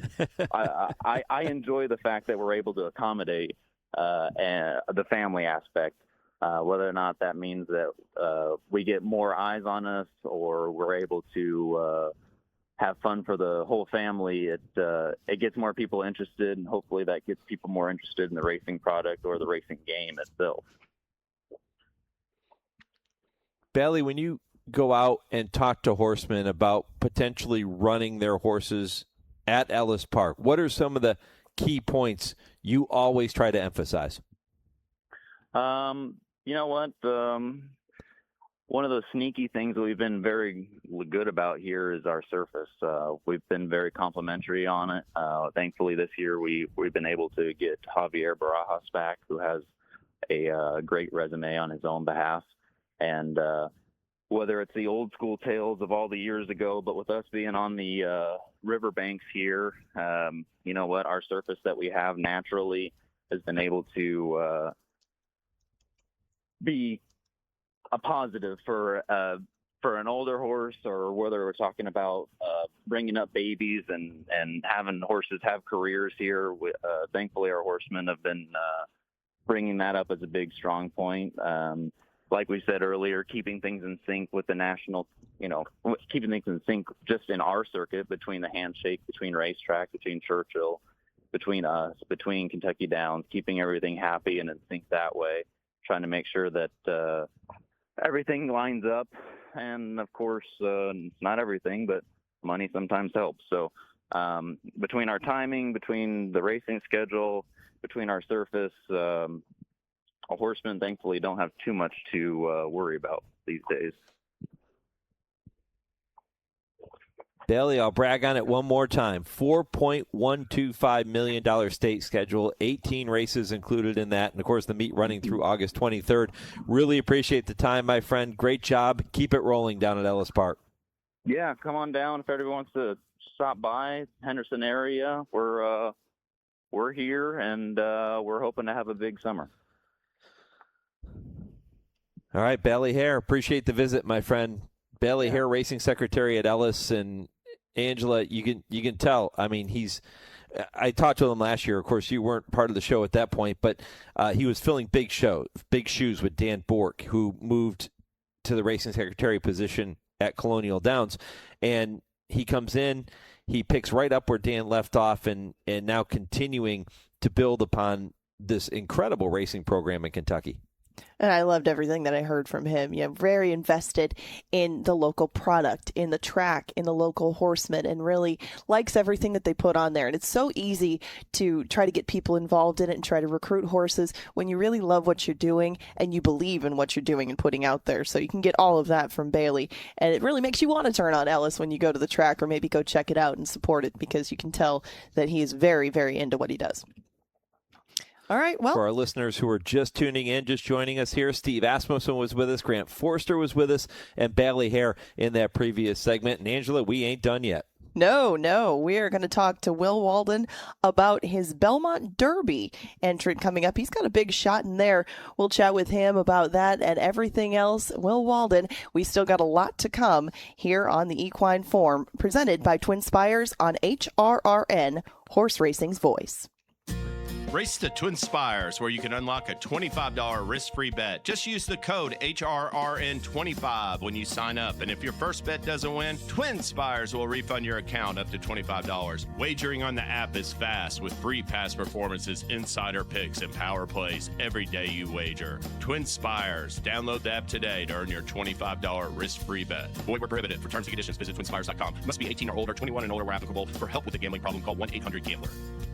Colonial Downs summer racing season is here with a new schedule featuring live racing every Thursday through Sunday. Post time 12:30 p.m. Eastern. Back is our popular 12% takeout pick 5 offered twice daily, and play the all-new $3 late pick 3 with a 15% takeout. Join us for our biggest days of the season, Saturday, August 1st at noon for the Colonial Downs Festival of Racing, featuring 8 stakes races, including the Grade 1 Arlington Million.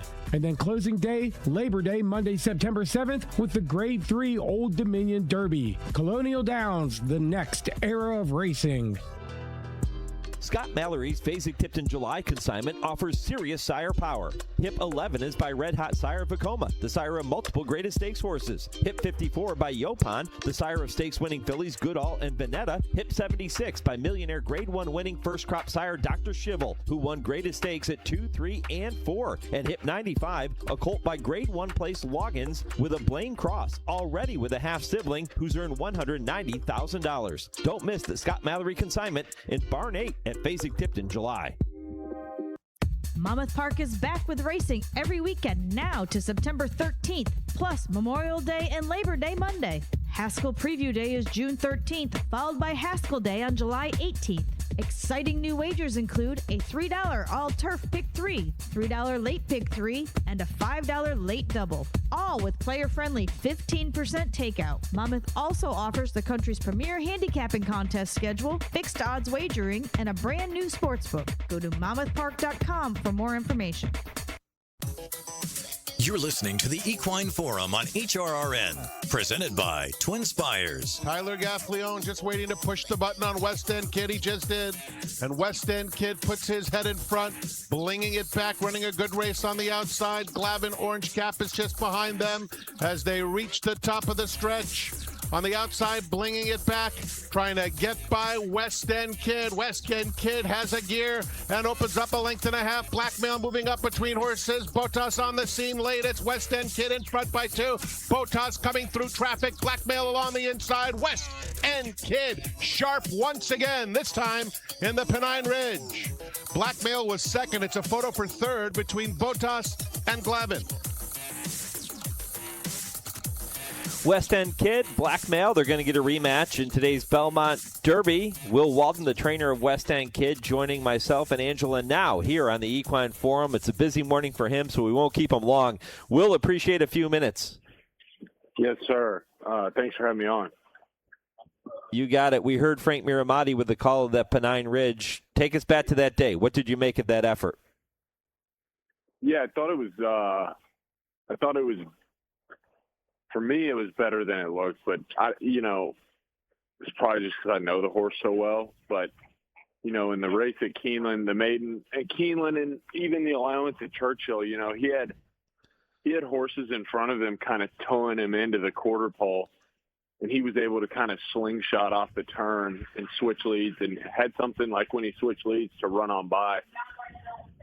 Whereas in the Pennine Ridge, I think there was a 30 to 40 to 1 shot out there in front of him, and he kind of started to toil coming to the 2.5.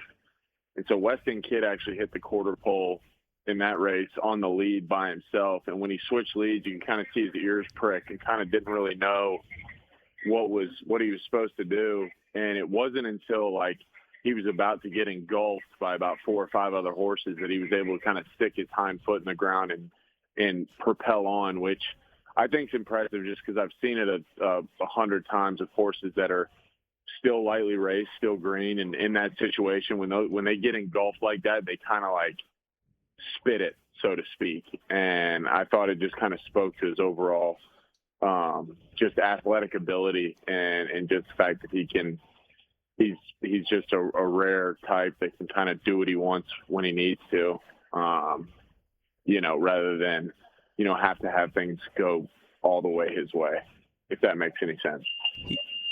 Yeah, he's now rattled off 3 consecutive victories. Will, when did you decide, he fits in this Grade 1 company?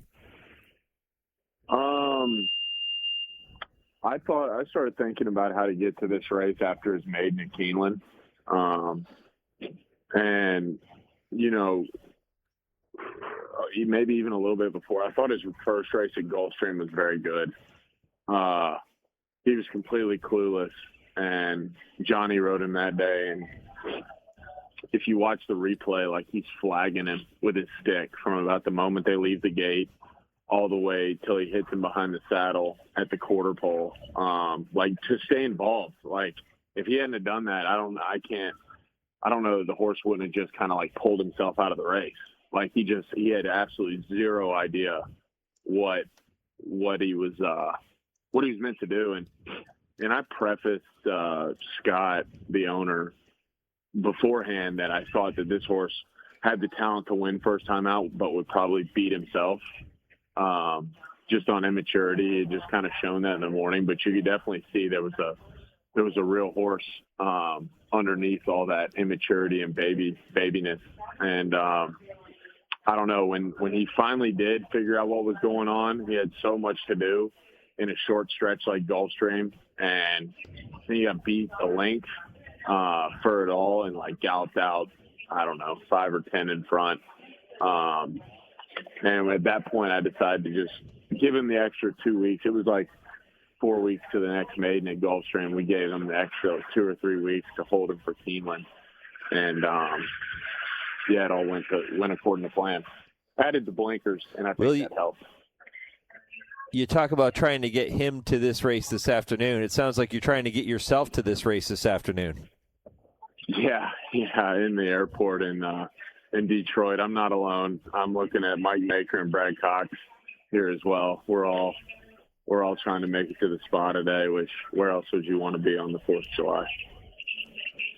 Quite the who's who at the airport, even going out to the racetrack. Okay, well, I hope that you guys all make it. I want to ask you one more thing, because West End Kid has been so good going a mile and a 16th, today a mile and an 8th. You do know him so well. Do you think that he's going to eventually maybe be this sort of mile and an 8th horse, or do you think that he'll go even beyond this and maybe be a marathon type in the future? Yeah, I think, I don't know. It's weird. So I think he's more tactical than he probably naturally wants to be because the blinkers. I've actually tried to take him off the last 2 races. I tried to take him off before the Pennine Ridge just because I felt in his allowance race when he was drawn really wide, and he was super wide both turns and like Keeneland in the bridle. And that usually beats a lot of turf horses because, as you know, the game in that is to try to save as much ground as possible, just in the bridle, and just kind of keep the horse basically at the top of 3rd gear, waiting to kick into 4th and just explode at the quarter pole. And he kind of, from the start of that race in the allowance at Churchill, he was on the muscle the whole way. And I tried to take the blinkers off for the Pennine Ridge, but because the stewards in New York didn't feel like he was a detriment to other horses' safety, they wouldn't allow me to take him off. Which, like I said, we weren't trying to take him off because we felt like he was a danger to other horses. We just wanted to take him off because we felt like they provided focus.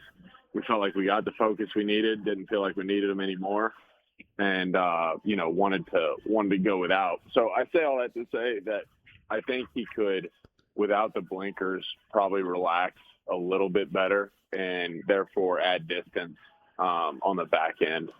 Because I think he's got the stamina built in to go a ways, and obviously he's got the turn of foot to kick home. But I wouldn't put 10 furlongs past this horse at all. Okay. Well, we'll keep an eye out for maybe the blinkers coming off and a little more distance in the future. But before we let you go, I just want to ask you a quick update on your multiple Grade 1 winner, Rhetorical. How's she doing? Yeah, he's doing well. He's at Churchill. It was well documented. He had a fungal infection in his foot in the weeks leading up to the race on Belmont Bay, and we decided to just kind of clean the rest of it out afterwards, and so we're just trying to get over that. He's fine. He's happy. He's at our Churchill base. He's training every day, but we're just trying to let a horse grow foot is like, sitting in front of a wall and trying to watch paint dry. So it's just a long, kind of tedious process that takes time. And so he's just been off the work tab because of that. But he's well and he's happy. We're just trying to to let his foot get back to full health. Will, safe travels to Saratoga. Say hi to Mike and Brad for us, and good luck later on today, my friend. Will do. I appreciate you guys having me on. You got it. Will Walden here on HRRN. West End kid, we talked earlier with Grant Forster about Faithful Departed stepping up in class in the Grade 1 Belmont Oaks. West End kid is doing the same thing, but he does come in on that 3-race win streak, and Will sounds like he truly believes he fits with this group. He obviously knows the horse like the back of his hand, so if he thinks that this horse has the potential to win and beyond, I definitely believe. And what he's shown, especially in recent times, like he mentioned, keeping him in the race, sometimes just those style changes can bring out so much more in a horse, and it's good to hear that Rhetorical is going to be on the mend and back in the races soon. I mean, just to have these kind of good horses lined up and still to keep an encyclopedic knowledge about all of them, it's what sets some of these trainers apart, and I'm so glad to get to talk to him and hear about that. Because you want to hear everything, not just what's coming up today, but what's coming up in the future. So glad he could take the time among that star-studded trainers cast that's sitting at the gate to try to get to Saratoga. I hope they do all make it safely and a safe run for everybody today, how many too. wins? How many wins among those three sitting at the gate waiting to board the plane? Oh, goodness. We could have about a 2-year podcast probably hearing all of that. We should have just had them get on and try to make cases for all of their horses today, but we certainly got some good info out of Will, so I will take that. Yeah, really good. West End kid, do you believe that he is the horse to beat on the American side in that race? I would definitely say so, and especially with his speed, because I think one of the biggest advantages that any American horse has over a European typically is the fact that they can get the jump on them, and usually it's a faster turf course. Now, not necessarily the case up at Saratoga, but I still think that West End kid, the fact that he has some local experience, the fact that he's got some speed, there's a lot of things to like about him. It's just that he isn't going to be a great price. He gets pretty well bet as he has all year, and I wouldn't expect today to be any different. When we come back, we'll take a look at a few dates in racing history as they apply to this 4th of July weekend, and we'll look ahead to our number 3. That's all coming up in the next segment on the Equine Forum on the Horse Racing Radio Network. Ms. Fernandez, what are those tiny things? Those are what we call amoebas. You can only see them through a microscope. Wow. Today's students are tomorrow's great thinkers and innovators. But right now, there's a funding crisis in public schools. Millions of kids go to schools that don't have funding for books, computers, and so much more just because of where they live.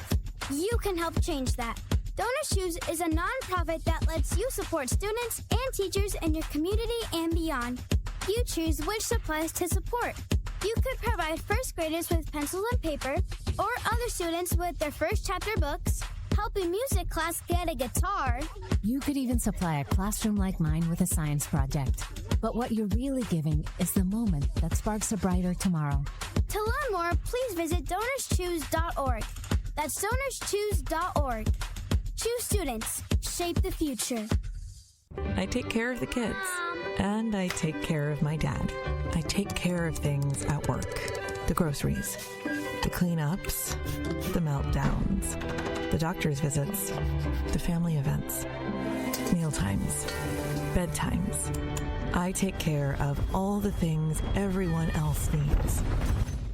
But I haven't made time to take care of what I need.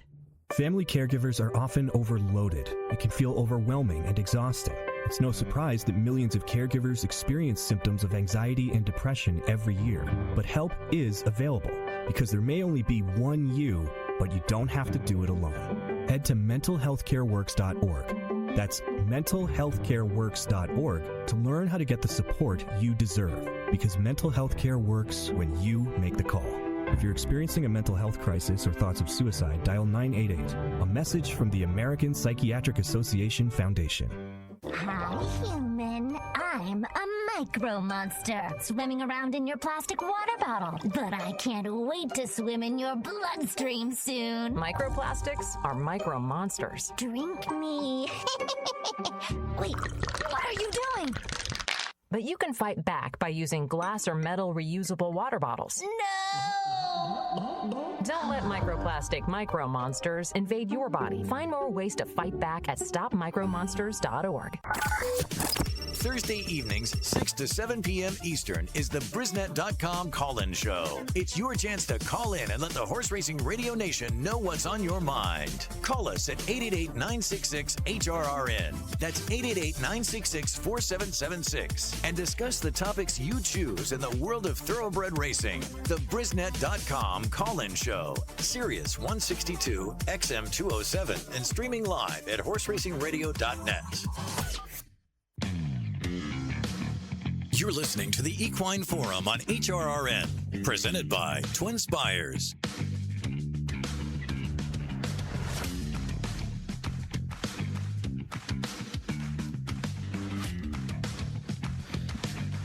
Mike Penna, Angela Herman, Baron of the Backstretch, the Countess of Canterbury. Happy to have you with us on this 4th of July edition of the Equine Forum presented by TwinSpires. Getting ready to wind down Hour 2. Look ahead to Hour 3, which will begin momentarily with the TwinSpires Triple Play. Joe Kristufek has 3 races for you to watch and wager on with TwinSpires this afternoon. All 3 coming from Ellis Park. And Angela, I thought it was cool that Joe said he wants to focus on the all-turf Pick 3, which is a really fun wager. It is, and it's become very popular at a couple of different tracks. You know, Delaware does it.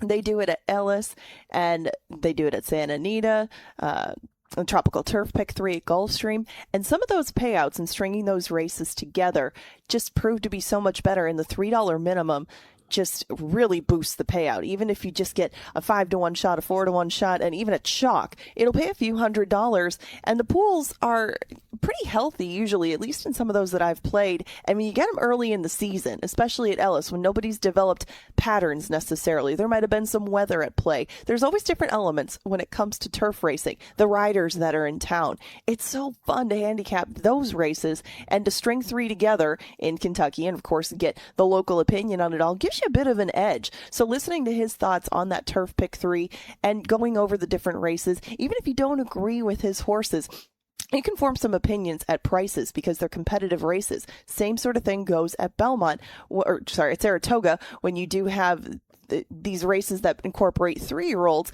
that maybe haven't gone that far, haven't proven it against this class. Maybe they've proved their mettle on the dirt. This is the time of year. We talked about turf racing earlier in the year where it can take some of the 3-year-olds that haven't been able to shine on the main track and give them opportunity to do so. Different distances present different challenges. And you might see some horses, like we just talked about West End Kid, that are being flattered by some of their counterparts. You know, the horse that did run second to him in his maiden breaking effort won the Saranac at 15-1. And here's Johnny did that from way, way off the pace. So you just see some more of that turf form really come to light. And I think that's why it's important to talk about horses like West End Kid, because they're going to be players in this division. They just maybe aren't yet because they haven't had the chance to really strut their stuff. So hearing about the turf pick 3, talking about turf racing is exactly what we can do at this time of year because that's when it really comes to the forefront.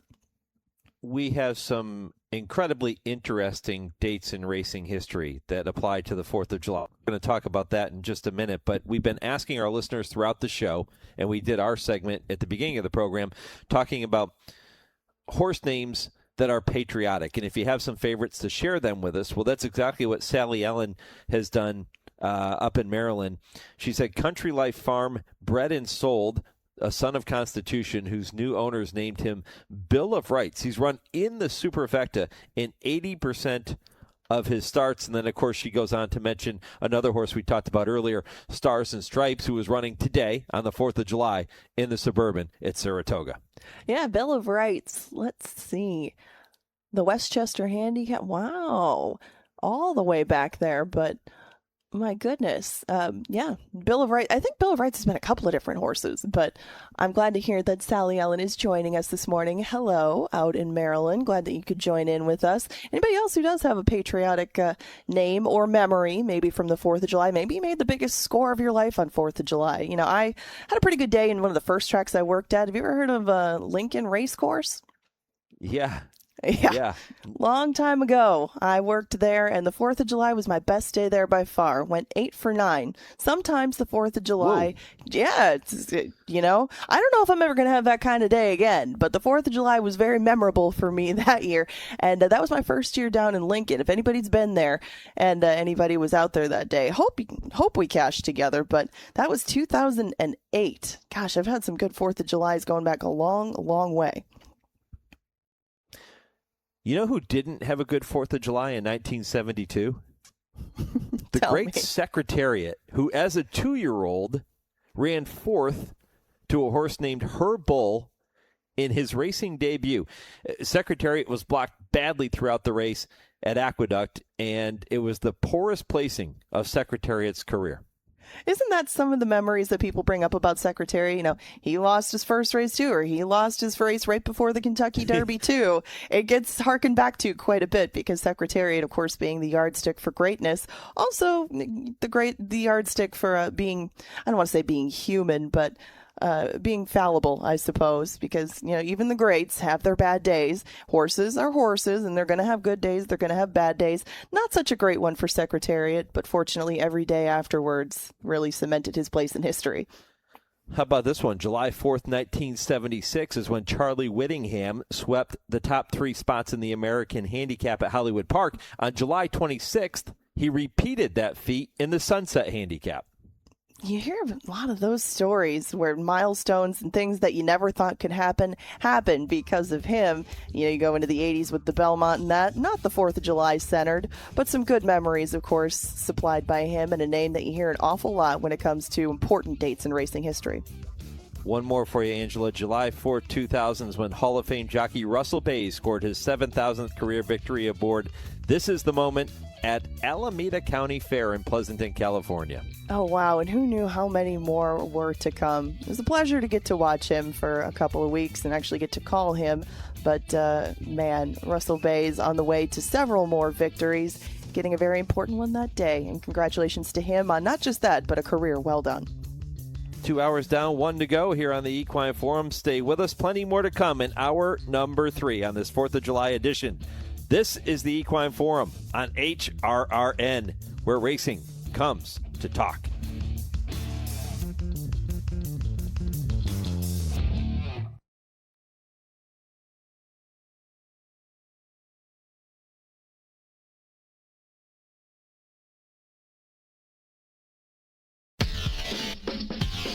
This is HRRN, horse racing's voice. Analyze it, Catholic boy, and then Hunting Horn on the outside. Who's it going to be? It's a photo that's going to be a head bobber, maybe Catholic boy. He could have come back. Analyze it was right on the wire with him. Very close in the Belmont Derby Invitational. Mucho Macho Man has a 3-length lead. Hembook trying to reel him in, but time is running out. There's a 16th to go. Mucho Macho Man in front, followed by Hembook, who continues to close ground, but will run out of racetrack as Mucho Macho Man wins the 126 Suburban. Welcome to the Equine Forum, presented by TwinSpires. In the lane in the Dade Park Dash, Soar's Image, troubleshooting's in the clear, and he's coming after the leader. Bridle of Butterflies trying to take off. How about Troubleshooting running a big one? Troubleshooting will win the Dade Park Dash. Big effort from Baeza, but in the meantime, Magnitude has gone clear by 3. Baeza second, 3 lengths behind now, 2 lengths behind now, 50 yards to catch Magnitude, but Magnitude to the top of the class. Magnitude wire to wire, and what a year for Jose. Now here's Mike Penna and Angela Herman. Travis Stone said it pretty well, didn't he? What a year for Jose Ortiz. And we're going to talk about that later in this third hour of the program. Welcome back. Mike Penna, Angela Herman with you on this Saturday morning. 2 hours down, 1 to go. And we've been talking about the opening weekend of a couple of rock-solid summer race meets, if you will. You have Saratoga opening this weekend and, of course, Ellis Park opening. We focused most of the show on that. We also heard from Hall of Fame trainer Steve Asmussen earlier in the program and got a chance to look back on last weekend's Stephen Forster win by Magnitude. It's been a fun couple of hours, Angela. Really looking forward to hour 3. Oh, of course. Looking forward to talking about, like you mentioned, Ellis opening up. They've got great turf racing. Things should be cooling down just a little bit so we can bring these summer meets into the fold. All right, we're going to kick things off with a Joe K triple play in just a minute. That is our TwinSpires triple play with Joe Kristufek. Kurt Becker, Stroll Through Racing History, a tribute to America 250. I think you're going to enjoy that right around 10:20. And at 10:30, I ask, they answer with Dale Romans, with Tim Wilkin. All of that coming up in a very busy third hour of the show on this 4th of July edition of the Equine Forum. We kick it off with the TwinSpires triple play. Joe Kristufek, good morning, my friend. Hey, good morning, Mike Angela. How you guys doing? Good. Happy 4th. Yeah, happy 4th. It kind of snuck up on me a little bit. It's been a weird transition between Churchill and Ellis. We were supposed to open Thursday, got postponed. That card's Monday. Then Friday got postponed. That's going to be next Thursday. So hopefully I can keep my schedule together. But, yeah, happy 250th birthday, America. Yeah, happy 250, and looking forward to maybe making some money at Ellis Park today with your 3 races that you have chosen. The All-Turf Pick 3, which is races 6, 8, and 9 at Ellis. So let's kick it off with race number 6. Other than the fact that this begins the All-Turf Pick 3, what did you like about this race, bud? Yeah, so the 3 races I focused on are all part of the All-Turf Pick 3, so maybe I can help you hit a ticket there. It's that low 15% takeout. It's a $3 minimum. It's become one of my favorite bets in racing, whether it's the All-Turf Pick 3 or the $3 late Pick 3 at some of the tracks, including Churchill offer. You know, you look around at this other than optional claimer, and not only am I the lead racing analyst at Ellis, I also do the morning lines, and the morning line was a difficult task in this race. It's a very wide open, evenly matched field, and quite frankly, there's just not a lot of speed signed on. So I'm looking around, looking for something that's going to at least be close to the pace. They all look pretty comparable, speed figure-wise on paper. I think Doctrine from the rail with a good forward rider and Florent Giroux for Brad Cox is going to get the trip that I'm looking for. Won on debut at Gulfstream, then ran second, then ran 6th at Keeneland, but was marooned in post 12 that day on April the 10th. Last out off the turf in the slop, ran second to a very nice prospect in Brave Force. Now, as an inside draw with tactical speed at a race that doesn't have a lot of it, with Florent Giroux aboard, this horse might be able to make the lead and set slow fractions, or maybe even better, set that coveted pocket trip.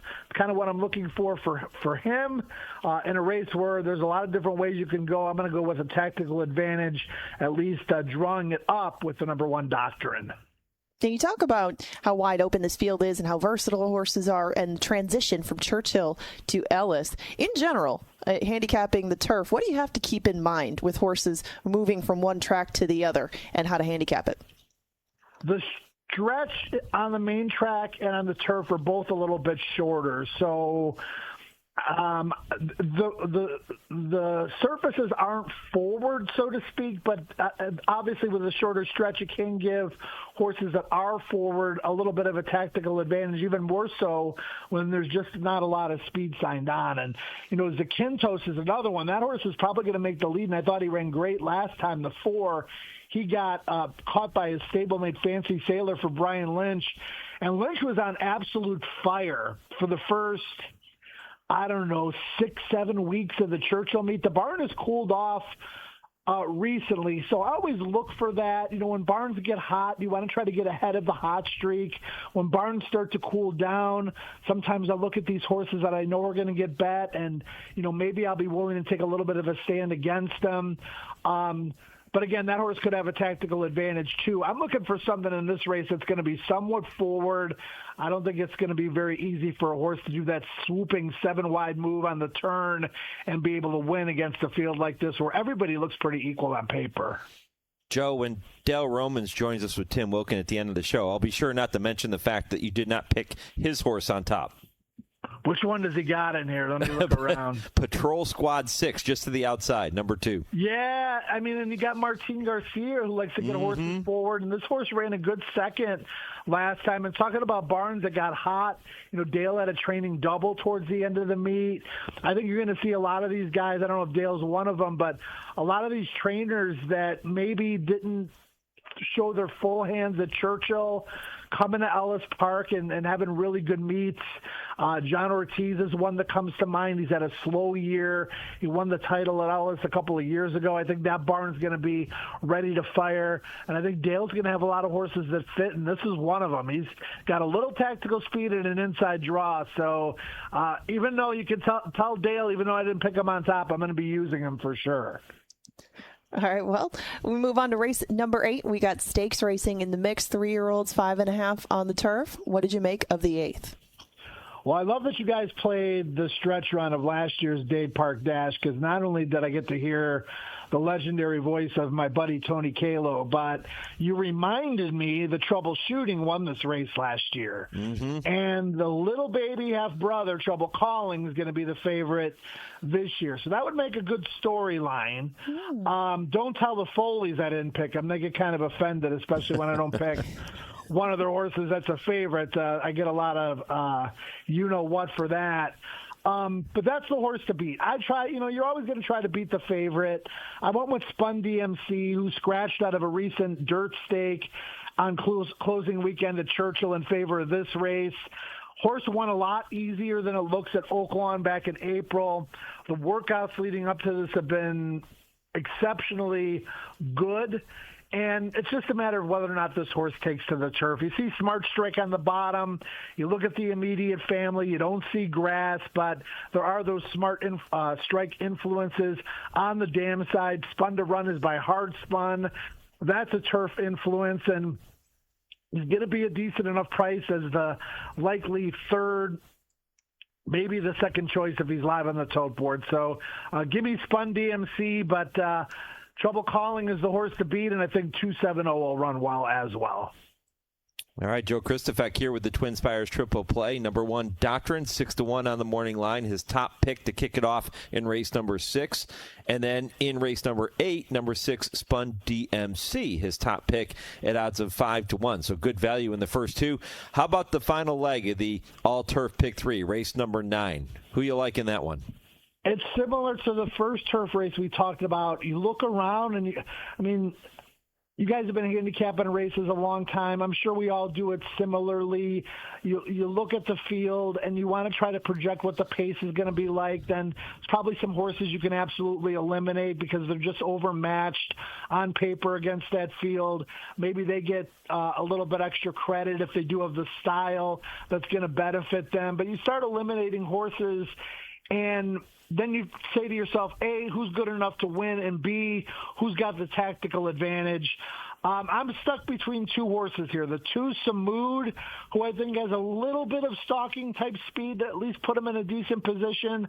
And then the number 4, Skyro, is a great story. This is a turf horse earlier in his career and a very good one. And then he moved over to the Cinta Turfway.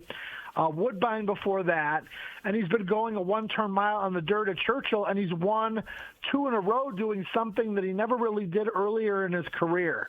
He got claimed for $50,000. He's in for $62,500. He's on a roll. He's on the turf. He's proven 2 turns on the grass, and I think coming out of those 1-turn mile races, he should be close enough to the early pace to make a serious impact late. So you got class droppers in here. You got horses cutting back from 11 or 12 furlongs that seem to have a class edge, that don't have any speed. It's another fascinating race. I think both of the turf routes that are part of this sequence are fascinating and wide open, and I think we might catch a square enough price with Skyro here. Well, you do mention the pick 3, and that's the turf pick 3 that involves these 2 races. What are some of the details about that for anyone wanting to play along with it? Well, it's $3. They've had it there the last couple of years. I know Keeneland was the first to institute that a few years back. It's a $3 minimum. It's a 15% takeout. And these turf pick 3s can pay great. I mean, the $3 minimum increment makes you think about how much you're going to spread, because the tickets can get expensive quickly, even in a pick 3. But the people that are working with a smaller or a moderate budget, if you could find a single in the sequence and be able to spread a little bit around that single, that's going to give you your best opportunity with a smaller budget to make a really good profit on a wager like this. So I love it. I love these $3 pick 3 increments, whether it's the turf pick 3 or the late pick 3. And it's a wager that I've really started to focus on here recently, because you can build a $90 ticket that makes sense. And if you build a $90 ticket that pays $600 or $700, there's absolutely nothing wrong with that. Great return on your investment. Let's just say, for argument's sake, Joe, that you're correct on all three of these, and your first pick wins at 6-1, your second pick's 5-1, and then you bring it home with a 6-1 shot in the third leg. What do you think 6-1, 5-1, 6-1 pays with something like this? Yeah, what a great question. Well, you got two full fields. I'm sure there's going to be some scratches in the two-turn races. Trouble Calling is going to be the favorite in the sprint, so I'm the third choice there. I would say if those three come in, I mean, you're looking at basically what I had mentioned earlier, 600 maybe on the low end, I think, because there's so many possible combinations, and you're beating the favorite that I think some people will single in that second leg. So I would say 600 would be a good estimate. It's not going to go much lower than that, then it could go higher, depending on how many scratches we actually do get. Well, then I'm going to push you a little bit for a single. Since you talked about if you have a lower budget and you can center around one of them, which one of these three would you single? Wow. Yeah, and that's another great thing, Angela. I could build a $90 ticket, and then I can come back and single in one of the legs and try to hit this thing for $6, right? I mean, that's exactly one of the advantages, that you can maybe try to strategize when you're playing these. And every sequence is different. Of these three, wow, I think Spun DMC is a sneaky single, honestly. You're singling against the likely public single in Troubleshooting. The field's a little bit smaller. What are we looking at, a 7-horse field versus the bigger races where pace is going to get a little bit muddled in races 6 and 9. You're getting me to think about it. I might have to employ my own strategy here, build a bigger ticket, and the second one, singling Spun DMC, because I think he's going to be the third choice in the field, and I think he's flying a little bit under the radar where a lot of people probably won't use him. Angela, you just cost Joe more money today. No, you might have won me more money. That's right. Exactly. That's how we're looking at it. I'll drop you guys a text with my tickets, and we'll follow along. Let's do it. We appreciate it, Joe. Let's recap before we let you go. Race 6 to kick off the all-turf pick 3 at Ellis this afternoon. You'll go with number 1, Doctrine, 6-1 morning line. Race 8, you'll come back with number 6, Spun DMC, 5-1. And then in race 9, number 4, Skyro at odds of 6-1. What's going on with TwinSpires? I'm sure plenty happening this weekend. Yeah, so I just want to mention one quick thing about the Ellis Meet, too. This jockey, Yetsit Hazelwood, who I don't know a lot about other than the fact that he has won 300 races in 15 months as a Eclipse finalist, riding mostly in the Mid-Atlantic. Going to be very interested to see how that rider fits into the colony here. Only 18 years old, doesn't have the bug anymore, but seems to be getting some live horses, as maybe he's trying to infiltrate his way into the Kentucky circuit, which certainly can be lucrative for jockeys, but it's hard with the big four here, none of which are riding the Ellis Meet. No Ortiz brothers. You got no Tyler Gaffleone. You've got no Luis Saez. Really opens up the jockey colony here, which I like, quite honestly. Sunday, we got the $10 bet back races 4, 6, 7, and 8. Bet $10 to win and get up to $10 back if your horse runs second or third. Some win insurance on those wagers, and some of these wide open races I talked about. Great day for the promotion on Sunday. And then Monday, they've got a $100 late pick 5 insurance promotion that you need to opt into. If you go 4 out of 5, which inevitably seems to be more the case than actually winning, you get up to $100 late pick 5 insurance, depending on how much you spend on your actual ticket. So great promotions opening weekend at TwinSpires. They are both limited to the first week. We'll see what they come up with thereafter once we get our Friday, Saturday, Sunday schedule sorted out on the reg and go from there. But the tournaments are great. I mean, we talk about those on occasion as well. And, TwinSpires is a place to play. Joe, you just gave me an idea for one final question before we let you go. 30 seconds or less. Give me your pick for leading jockey, your pick for leading trainer. All right, well, the leading jockey is going to be absolutely wide open. I'm going to go with I said Christian Torres during the Churchill meet. I'm going to stick with Christian Torres, although I think Jaime Torres, riding a lot for Cox, is going to be dangerous. I'm going to go with Brendan Walsh as leading trainer. He doesn't necessarily have the numbers that some of the other trainers have, but just looking at opening weekend with Brendan and his stable continues to get bigger and bigger and bigger, and a lot of horses in a lot of different categories. I think he's loaded for Ellis, and I think if you had a future book wager on him, it'd probably be, second or third choice on both of those. So I like it. Tyler dominated the jockey standings last year, and it was fun to see Tyler Gaffalione off the injury riding all season at Ellis. But when I don't have to automatically look at who's Tyler riding, and you've got Christian Torres and Jaime Torres and Danny Sheehy and Brian Hernandez Jr. and a lot of different riders that are going to have the mounts a lot more well spread out, I think it's better for handicapping and wagering, quite honestly. I don't know what 30 seconds or less means to you TV guys, but here on radio, it's 30 seconds or less. Did I make 30? I don't think I did. I probably went about 57, I think. You're the best, brother. Man, great stuff. I can hit you with anything, and you're going to knock it out of the park. I appreciate it, Joe Kristufek. Enjoy the weekend. Enjoy the meet, brother. My life has been mostly filled with warning track fly balls, but I'll take it. Go get him, pal. I appreciate the visit. All right, cheers, guys. You got it. Joe Kristufek here with the TwinSpires Triple Play. Play all those races any way you like. Just make sure you're doing it with TwinSpires. Angela, before we get to a break and Kurt Becker Stroll Through Racing History in the next segment, you have this week's Mojo Racing Impossible Trivia question. Yes, I do. And this week's trivia question is, when the filly Lizzie W. officially won Saratoga's inaugural race on August 3rd, 1863, what highly unusual physical trait did her winning jockey possess? No Googling.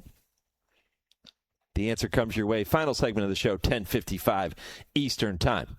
Kurt Becker Stroll Through Racing History, a tribute to America 250. Coming up next, Dale Tim coming your way, 10:30 Eastern. This is the Equine Forum, presented by TwinSpires on HRRN. You're listening to HRRN, Horse Racing's voice.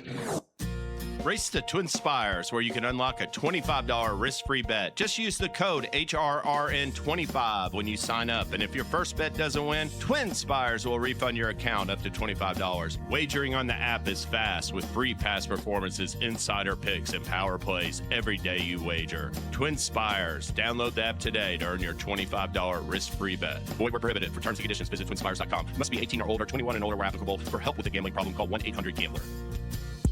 Scott Mallory's Phasic Tipped in July consignment offers serious sire power. Hip 11 is by Red Hot Sire of Vacoma, the sire of multiple greatest stakes horses. Hip 54 by Yopon, the sire of stakes-winning fillies Goodall and Veneta. Hip 76 by millionaire Grade 1 winning first crop sire Dr. Shivel, who won greatest stakes at 2, 3, and 4. And Hip 95, a colt by Grade 1 place Loggins with a Blaine Cross, already with a half-sibling who's earned $190,000. Don't miss the Scott Mallory consignment in Barn 8 at Phasic Tipped in July. Live racing is back at Ellis Park Racing and Gaming. The 25-day summer racing season runs through August 23rd with racing every Friday through Sunday throughout the summer with a daily first post of 11:55 a.m. Central, featuring many of racing's top trainers and jockeys and a record $4.125 million stakes schedule across 18 races, including the Summer Showcase weekend August 1st and 2nd and the Ellis Park Derby Day August 9th. You won't want to miss summer racing at Ellis Park. For more information, visit ellisparkowensborogaming.com. You're listening to the Equine Forum on HRRN, presented by TwinSpires. Hello, I'm Kurt Becker. Thanks for joining me as I take another stroll through racing history presented by Keeneland. America's 250th birthday party is kicking into high gear this weekend, and birthday parties are meant to be fun. That's why on the stroll today, we look back to that time when Congress decided to adjourn so everyone could go to the races. The date was Wednesday, October 24th, 1877. The site, Pimlico Racecourse, Baltimore, Maryland. The event, the Race of the Year, matching 5-year-olds Tin Brook and Tom Ochiltree with Parole, a 4-year-old from Pennsylvania. The entry fee would be $500, and the Maryland Jockey Club would add $1,000 to the purse. Tin Brook and Tom Ochiltree would each carry 114 pounds, while Parole would carry 105. The distance would be 2.5 miles, and many were calling it the greatest race ever run in America. Yes, there was a great deal of excitement, so much so that for the first and last time, Congress declared an adjournment and walked out on the affairs of state for the express purpose of attending a horse race and took the steam car to Pimlico. From daylight in the morning until noon, people in crowds were moving out to Pimlico to learn all they could and see, if possible, the horses take their morning exercise. From 11 to 1, the roads leading through Druid Park to the racecourse were crowded with the private carriages of the wealthy citizens of Baltimore. Strangers and others not owning vehicles were compelled to take what they could get to convey them to the races, and there were unusual contrivances put in requisition in which to get there and back. There was no way of estimating the number that were within the enclosure, as long before the bell rang for the horses to be brought to the track, the tickets were all sold, and the overflow crowd at the gates were admitted free for standing room only to the number of about 2,000 or more. 2 races preceded the great event of the day, but they only seemed to whet the appetite of the multitude for the feature. And as soon as that was over, the majority of the people left the course in their desire to get away from the huge crowd and reach their homes in safety. All except those who backed Tin Brook seemed delighted with the result. At the finish of the race, after the horses returned to the judges' stand, the people rushed around the winner, Parole, shouting wildly. They would have carried the horse in their arms as they did his jockey if they could have got at him. The horse was frightened at the noise, while the jockey seemed to like the fun of being carried around on the shoulders of the people. The Tin Brook delegation presented a very dejected appearance and had little to say about their defeat. They did not seem able to account for it in any manner, and they did not offer a reasonable opinion. But Pierre Lorillard backed his horse, Parole, gamely, and was said to have won $30,000. As for the running of the race, the favorite Tin Brook set the pace but was pressed by Tom Ochiltree, with Parole running last. The pressure began to take its toll on Tin Brook, who was described as laboring and distressed. Parole rallied and took the lead with a furlong to go and galloped home a winner by 2 lengths, with Tin Brook finishing second, about 4 lengths in front of Tom Ochiltree. The final time of 4 minutes 37 3/4 seconds was said to be very ordinary for such celebrated horses. Still, it was also said that never since the organization of the Maryland Jockey Club had so much intent been manifested in the result of the races. As for the weather, a more beautiful day could not have been desired. Cheer upon cheer rose from the crowd for the winner until it became a perfect ovation. Such excitement had never been witnessed in Baltimore and maybe anywhere else on any previous racing occasion. That was why both the Stock Board and Congress had adjourned early for the day. Same with the Corn and Flour Exchange, which kept business light and then closed its doors for the afternoon. This was the event of the year. But not everyone approved of Congress taking the day off. The New Orleans Times-Picayune mentioned that the Army had not been paid and lamented the fact Louisiana's admission into the Union would not be complete until her senators and representatives had been seated. Good people of Baltimore, declared the New Orleans paper. If you have a chicken dispute or a dogfight planned for the near future, please hold it over until Louisiana has full representation in your chambers. Or better yet, let your extracurricular activities take place on a Sunday. As for senators who attended the races that day at Pimlico, they included both James Beck and Thomas McCreary of Kentucky. David Davis and R.J. Oglesby of Illinois, Thomas Bayard of Delaware, Don Cameron of Pennsylvania, J.E. McDonald of Indiana, Branch Bruce of Mississippi, John Gordon of Georgia, D.H. Armstrong of Missouri, A.G. Thurmer of Ohio, Tim Howe of Wisconsin, J.W. Johnston of Virginia, and Matt Ransom of North Carolina.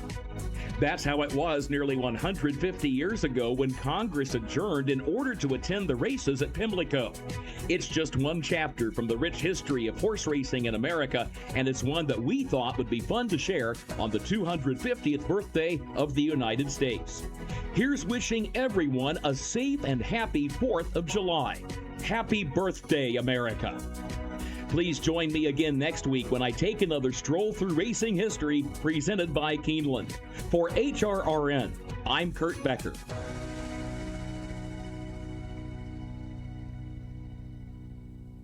And once again, my thanks to Kurt and to Keeneland for making those segments possible each and every week. If you have missed any of Kurt's Stroll Through Racing History segments, all you have to do is head back over to our website, horseracingradio.net. You can check out the special podcast page dedicated to those stories and listen to every single one. There have been some amazing ones. Go back and listen at horseracingradio.net.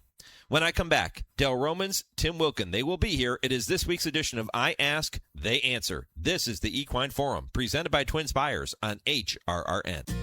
Race to TwinSpires, where you can unlock a $25 risk-free bet. Just use the code HRRN25 when you sign up. And if your first bet doesn't win, TwinSpires will refund your account up to $25. Wagering on the app is fast with free past performances, insider picks, and power plays every day you wager. TwinSpires. Download the app today to earn your $25 risk-free bet. Void where prohibited. For terms and conditions, visit TwinSpires.com. Must be 18 or older, 21 and older where applicable. For help with a gambling problem, call 1-800-GAMBLER.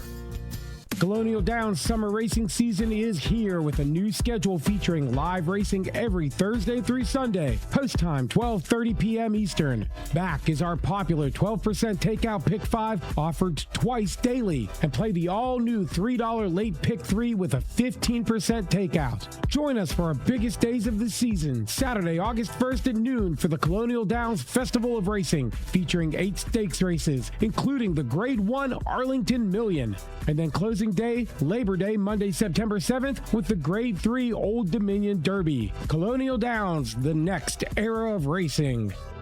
Tenda Equine and Pet Care products have been keeping world-class equine athletes happy and healthy for generations. Keep your equine athlete looking and performing well with Tenda Next Generation Wound and Skin Care Treatment, along with nutritional supplements, leg and muscle care products, salves, hoof care, poultice, topical aids, and grooming products. Visit tendahorse.com today.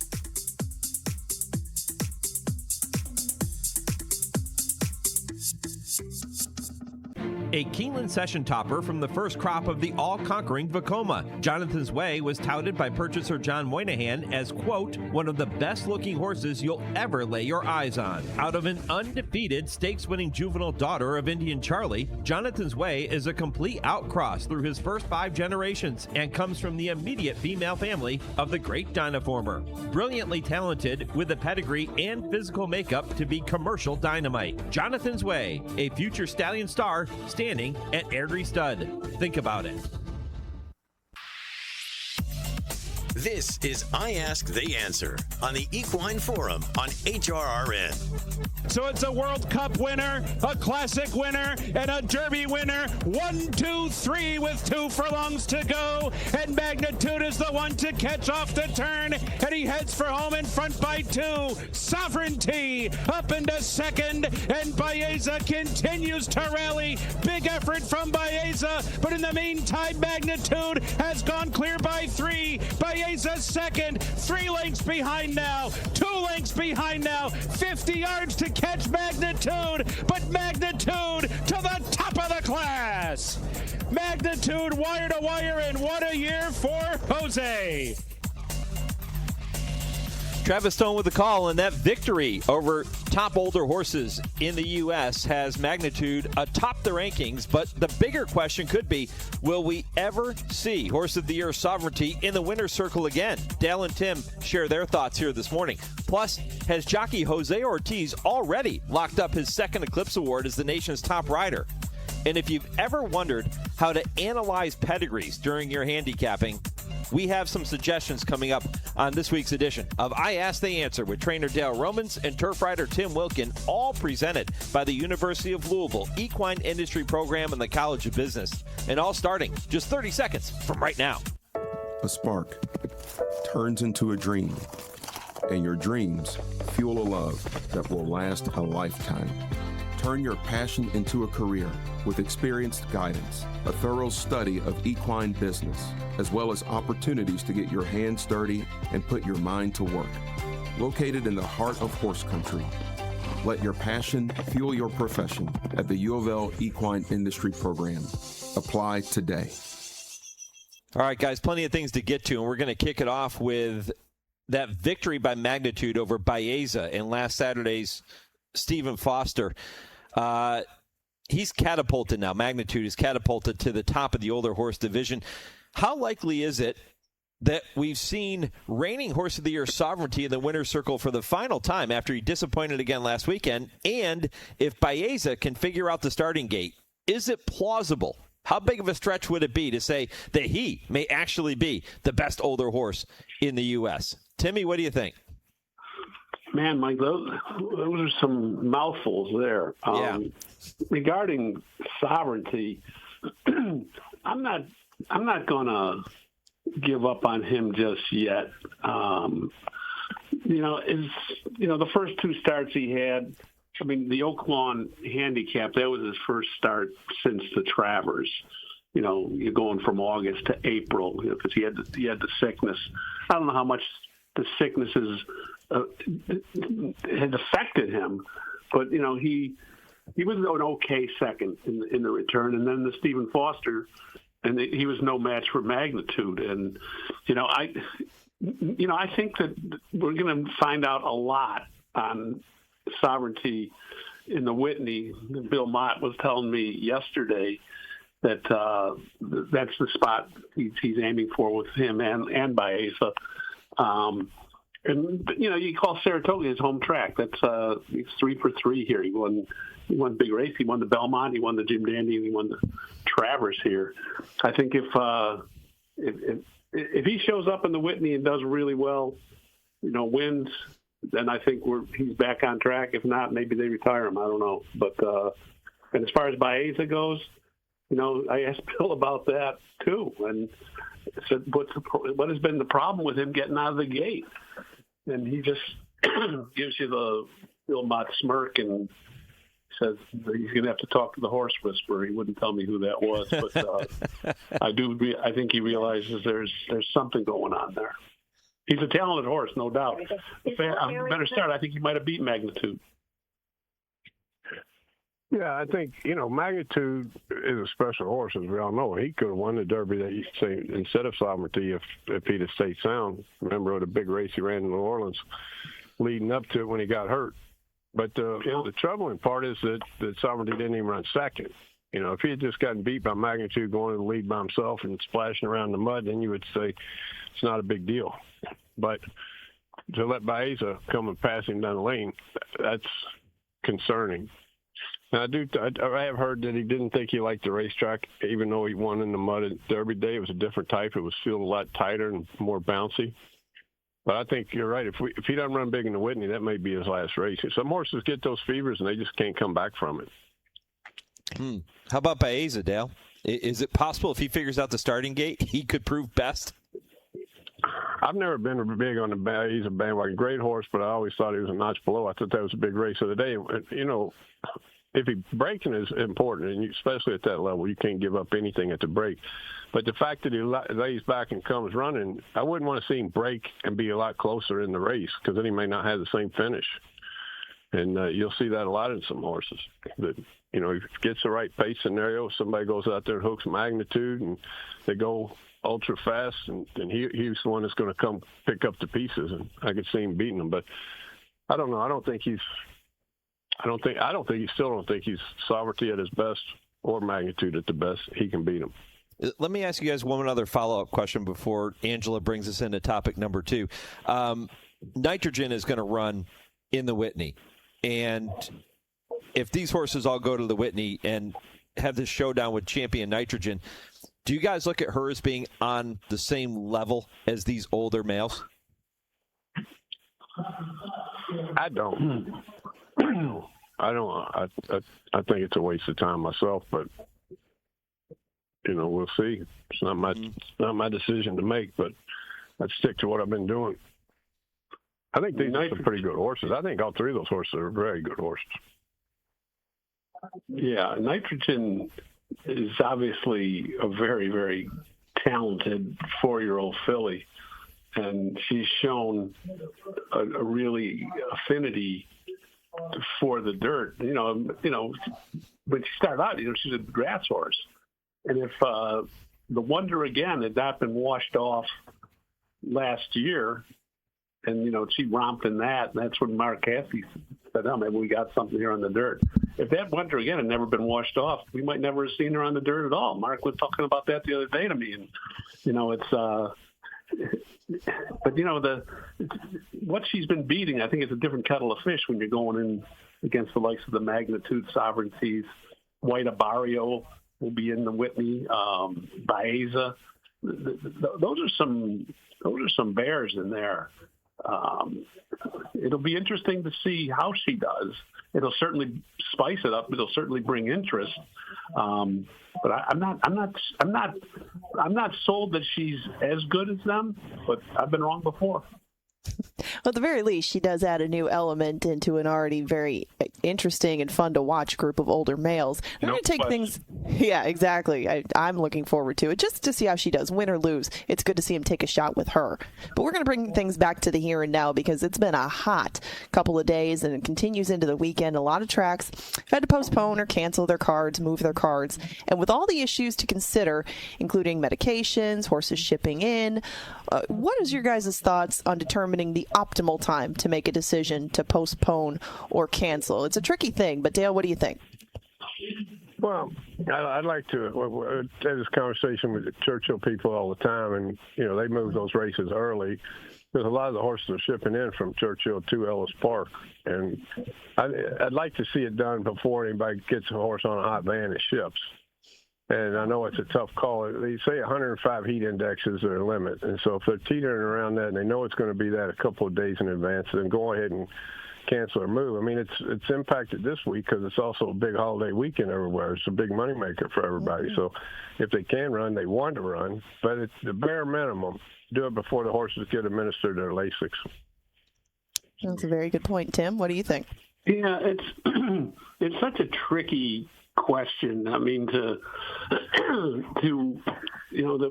when the track managements have to decide whether to run or not, there's a lot of moving pieces. You have to deal. The horse is number one, and the jockeys. That's running in, just standing around in 90-degree heat and having the heat index hovering around 100. It's no fun just standing around. And these horses are running at optimum speeds, and the riders are keeping them together. It can be dangerous. And I was talking to some horsemen this week about it, and it's because up here at Saratoga, this heat wave just landed here a couple days ago. You go back to the old days of Calder, when it's like this all the time. Horses don't have to. It's not like they have to get used to it. Here they have to get used to it, and I think that's when you have horses will tend to maybe have some heat issues because they're not used to this sudden heat that they got pouring on them. That's why I think that you really got to be careful.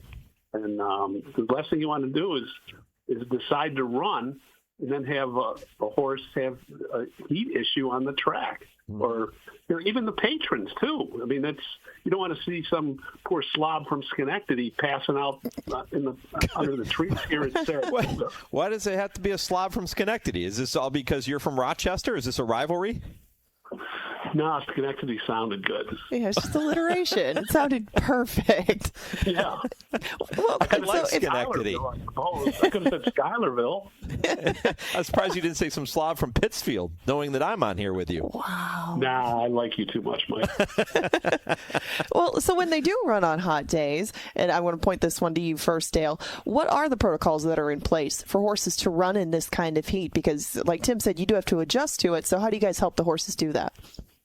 Well, a lot of people put a hose on them before they go over. I've never done that. I always thought the body was better to regulate itself before the race. And then after the race, they'll have ice buckets sitting there, ice water with sponges in it. They'll have a water truck usually following the horses back and forth in case one looks like it's in distress. You can try to cool it down as quickly as possible.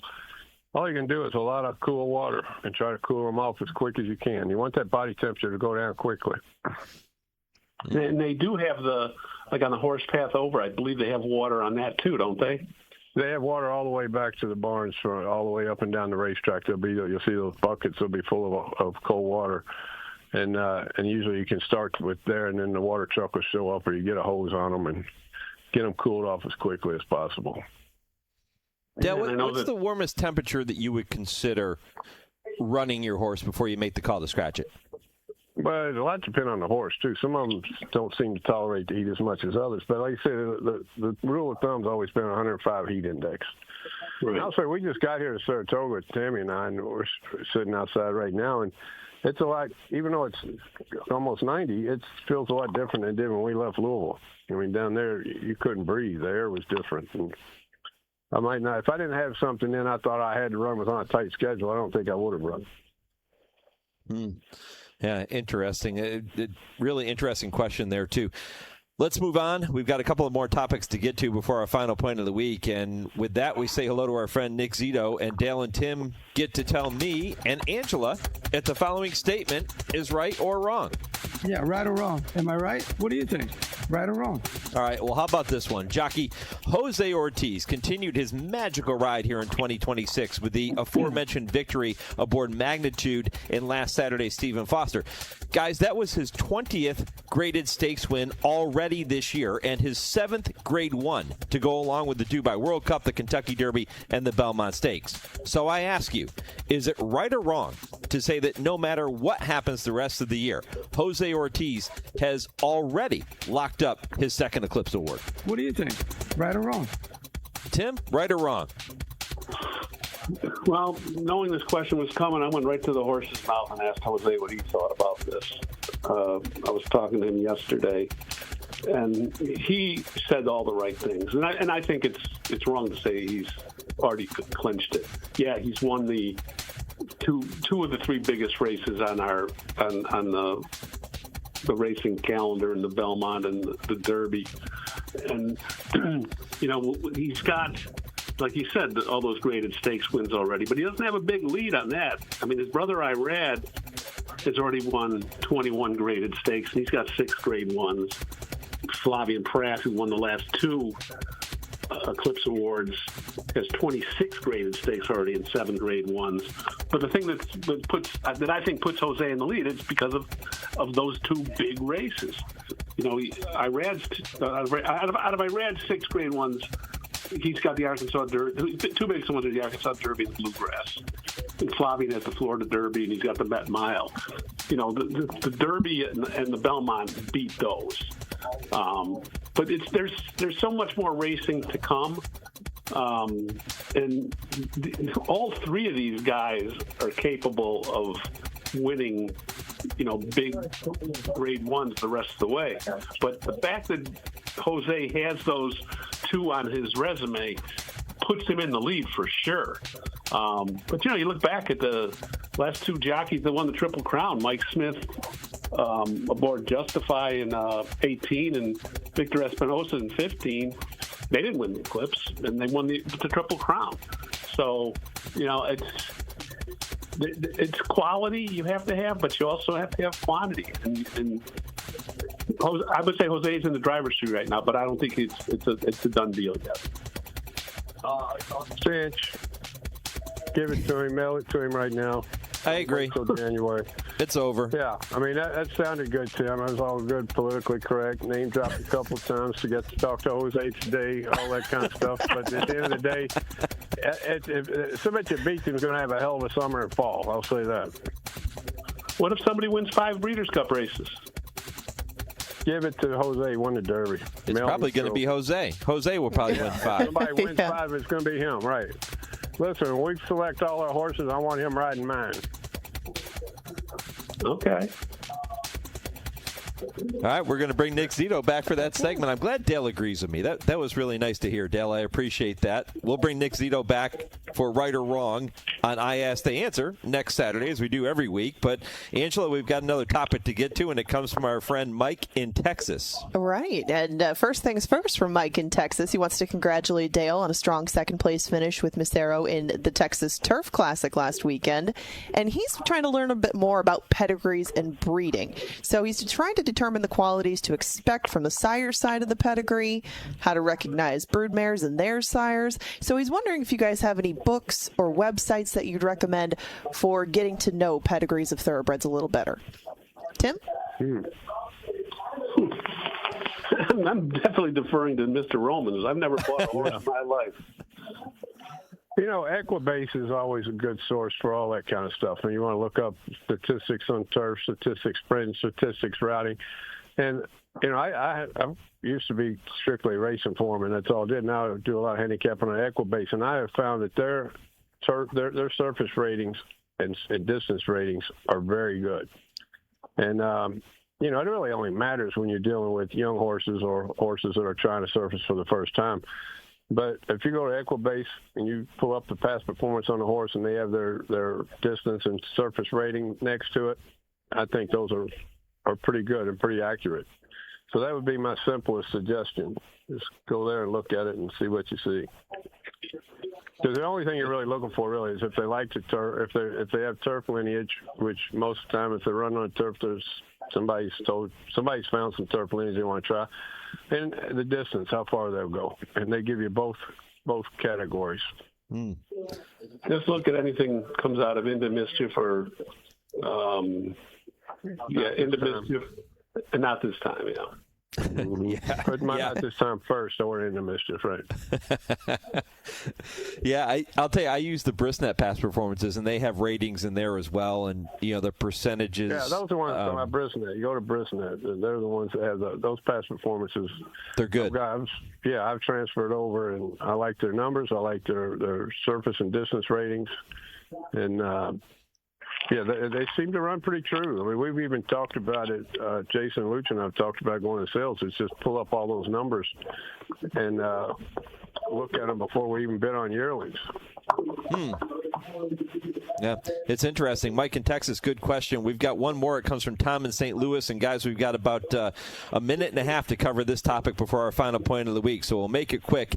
Tom wants to know, what's the primary difference between a safety rail and the traditional rail that he was used to when he grew up? Dale, you want to take this one first? Yeah, that's easy. The safety rail is a softer rail, and it's wide. The old rails were just a piece of aluminum bar put on there. You fall on that thing, there was no give.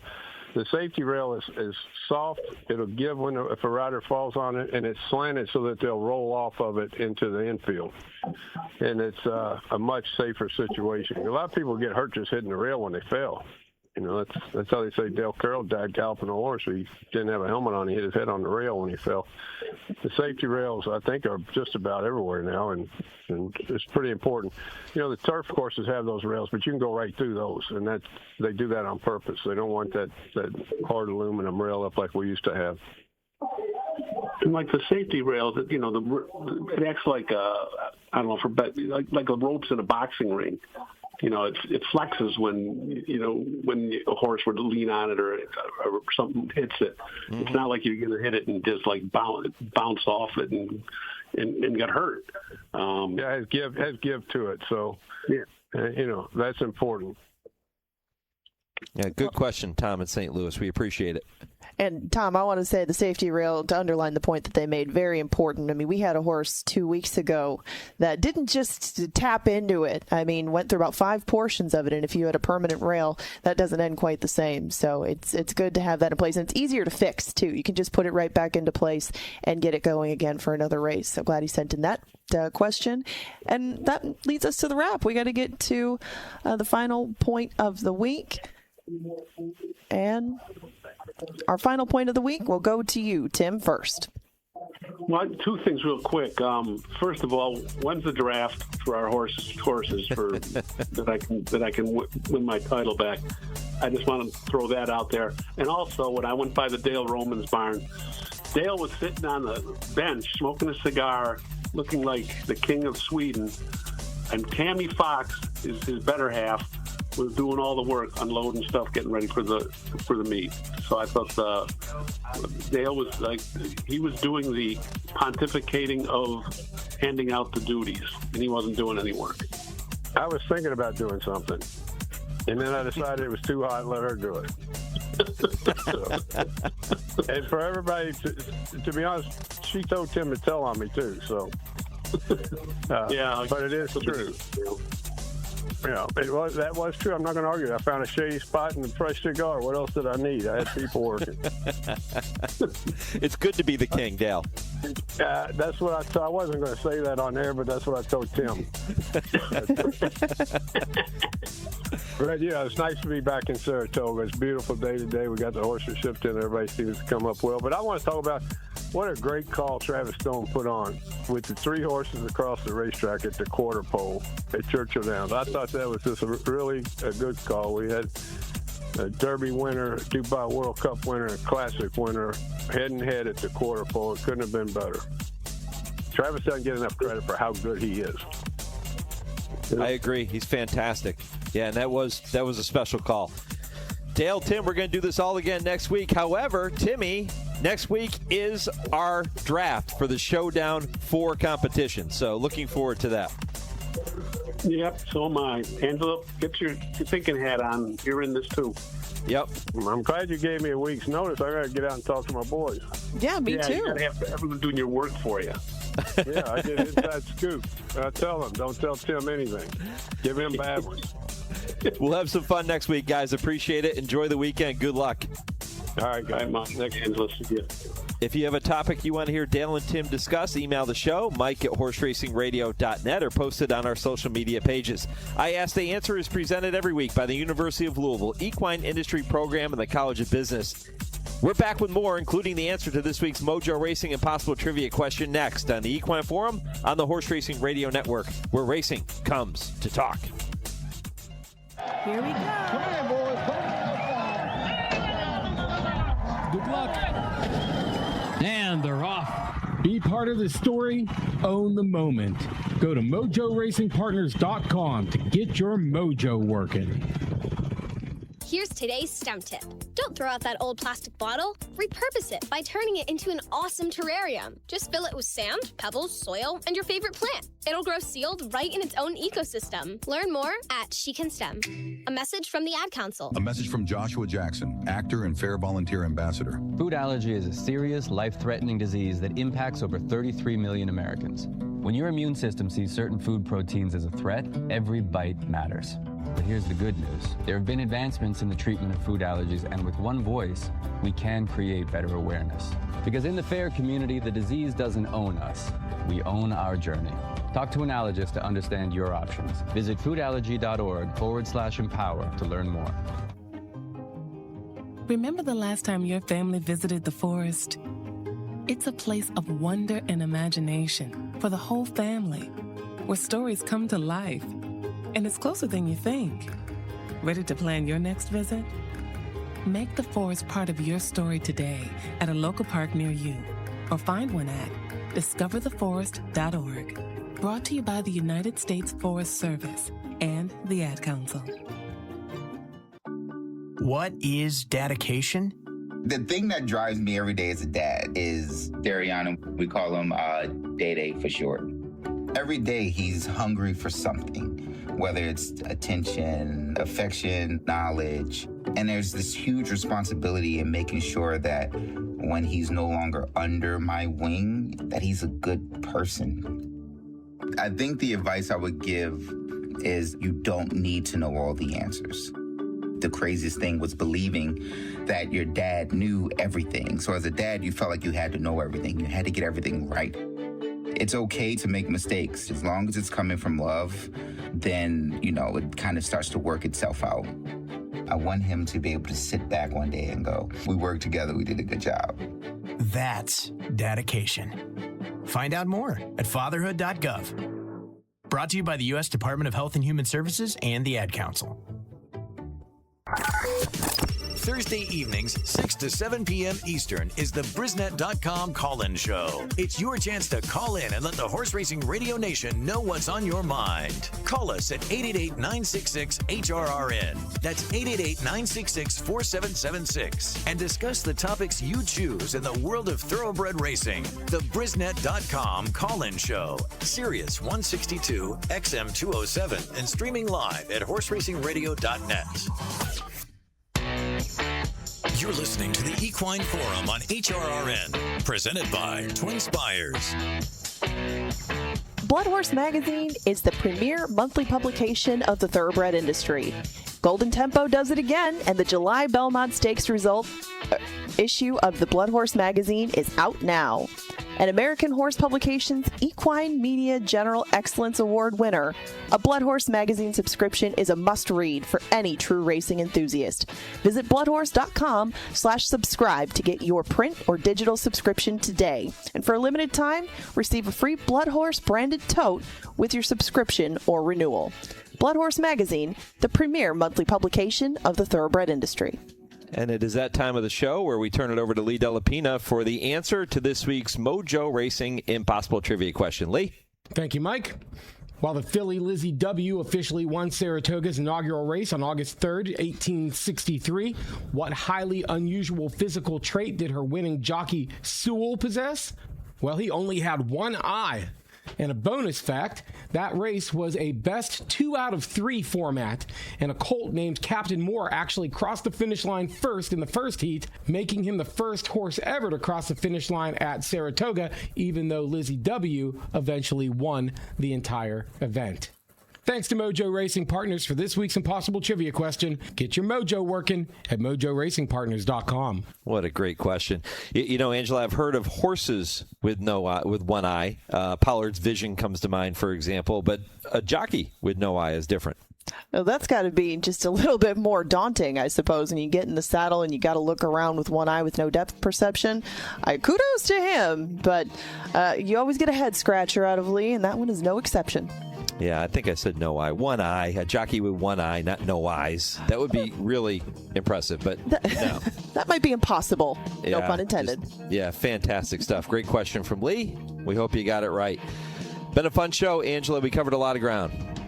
We always do. And we'll be here, same time, same place, next Saturday. Our thanks to Hall of Famer Steve Asmussen for joining us here this morning. Joe Kristufek with the TwinSpires Triple Play. Kurt Becker with that fantastic Stroll Through Racing History. Dale and Tim with I Ask the Answer. And all the guests who have helped to make this show possible. And all of you for tuning in. We wish everyone a happy and safe 4th of July.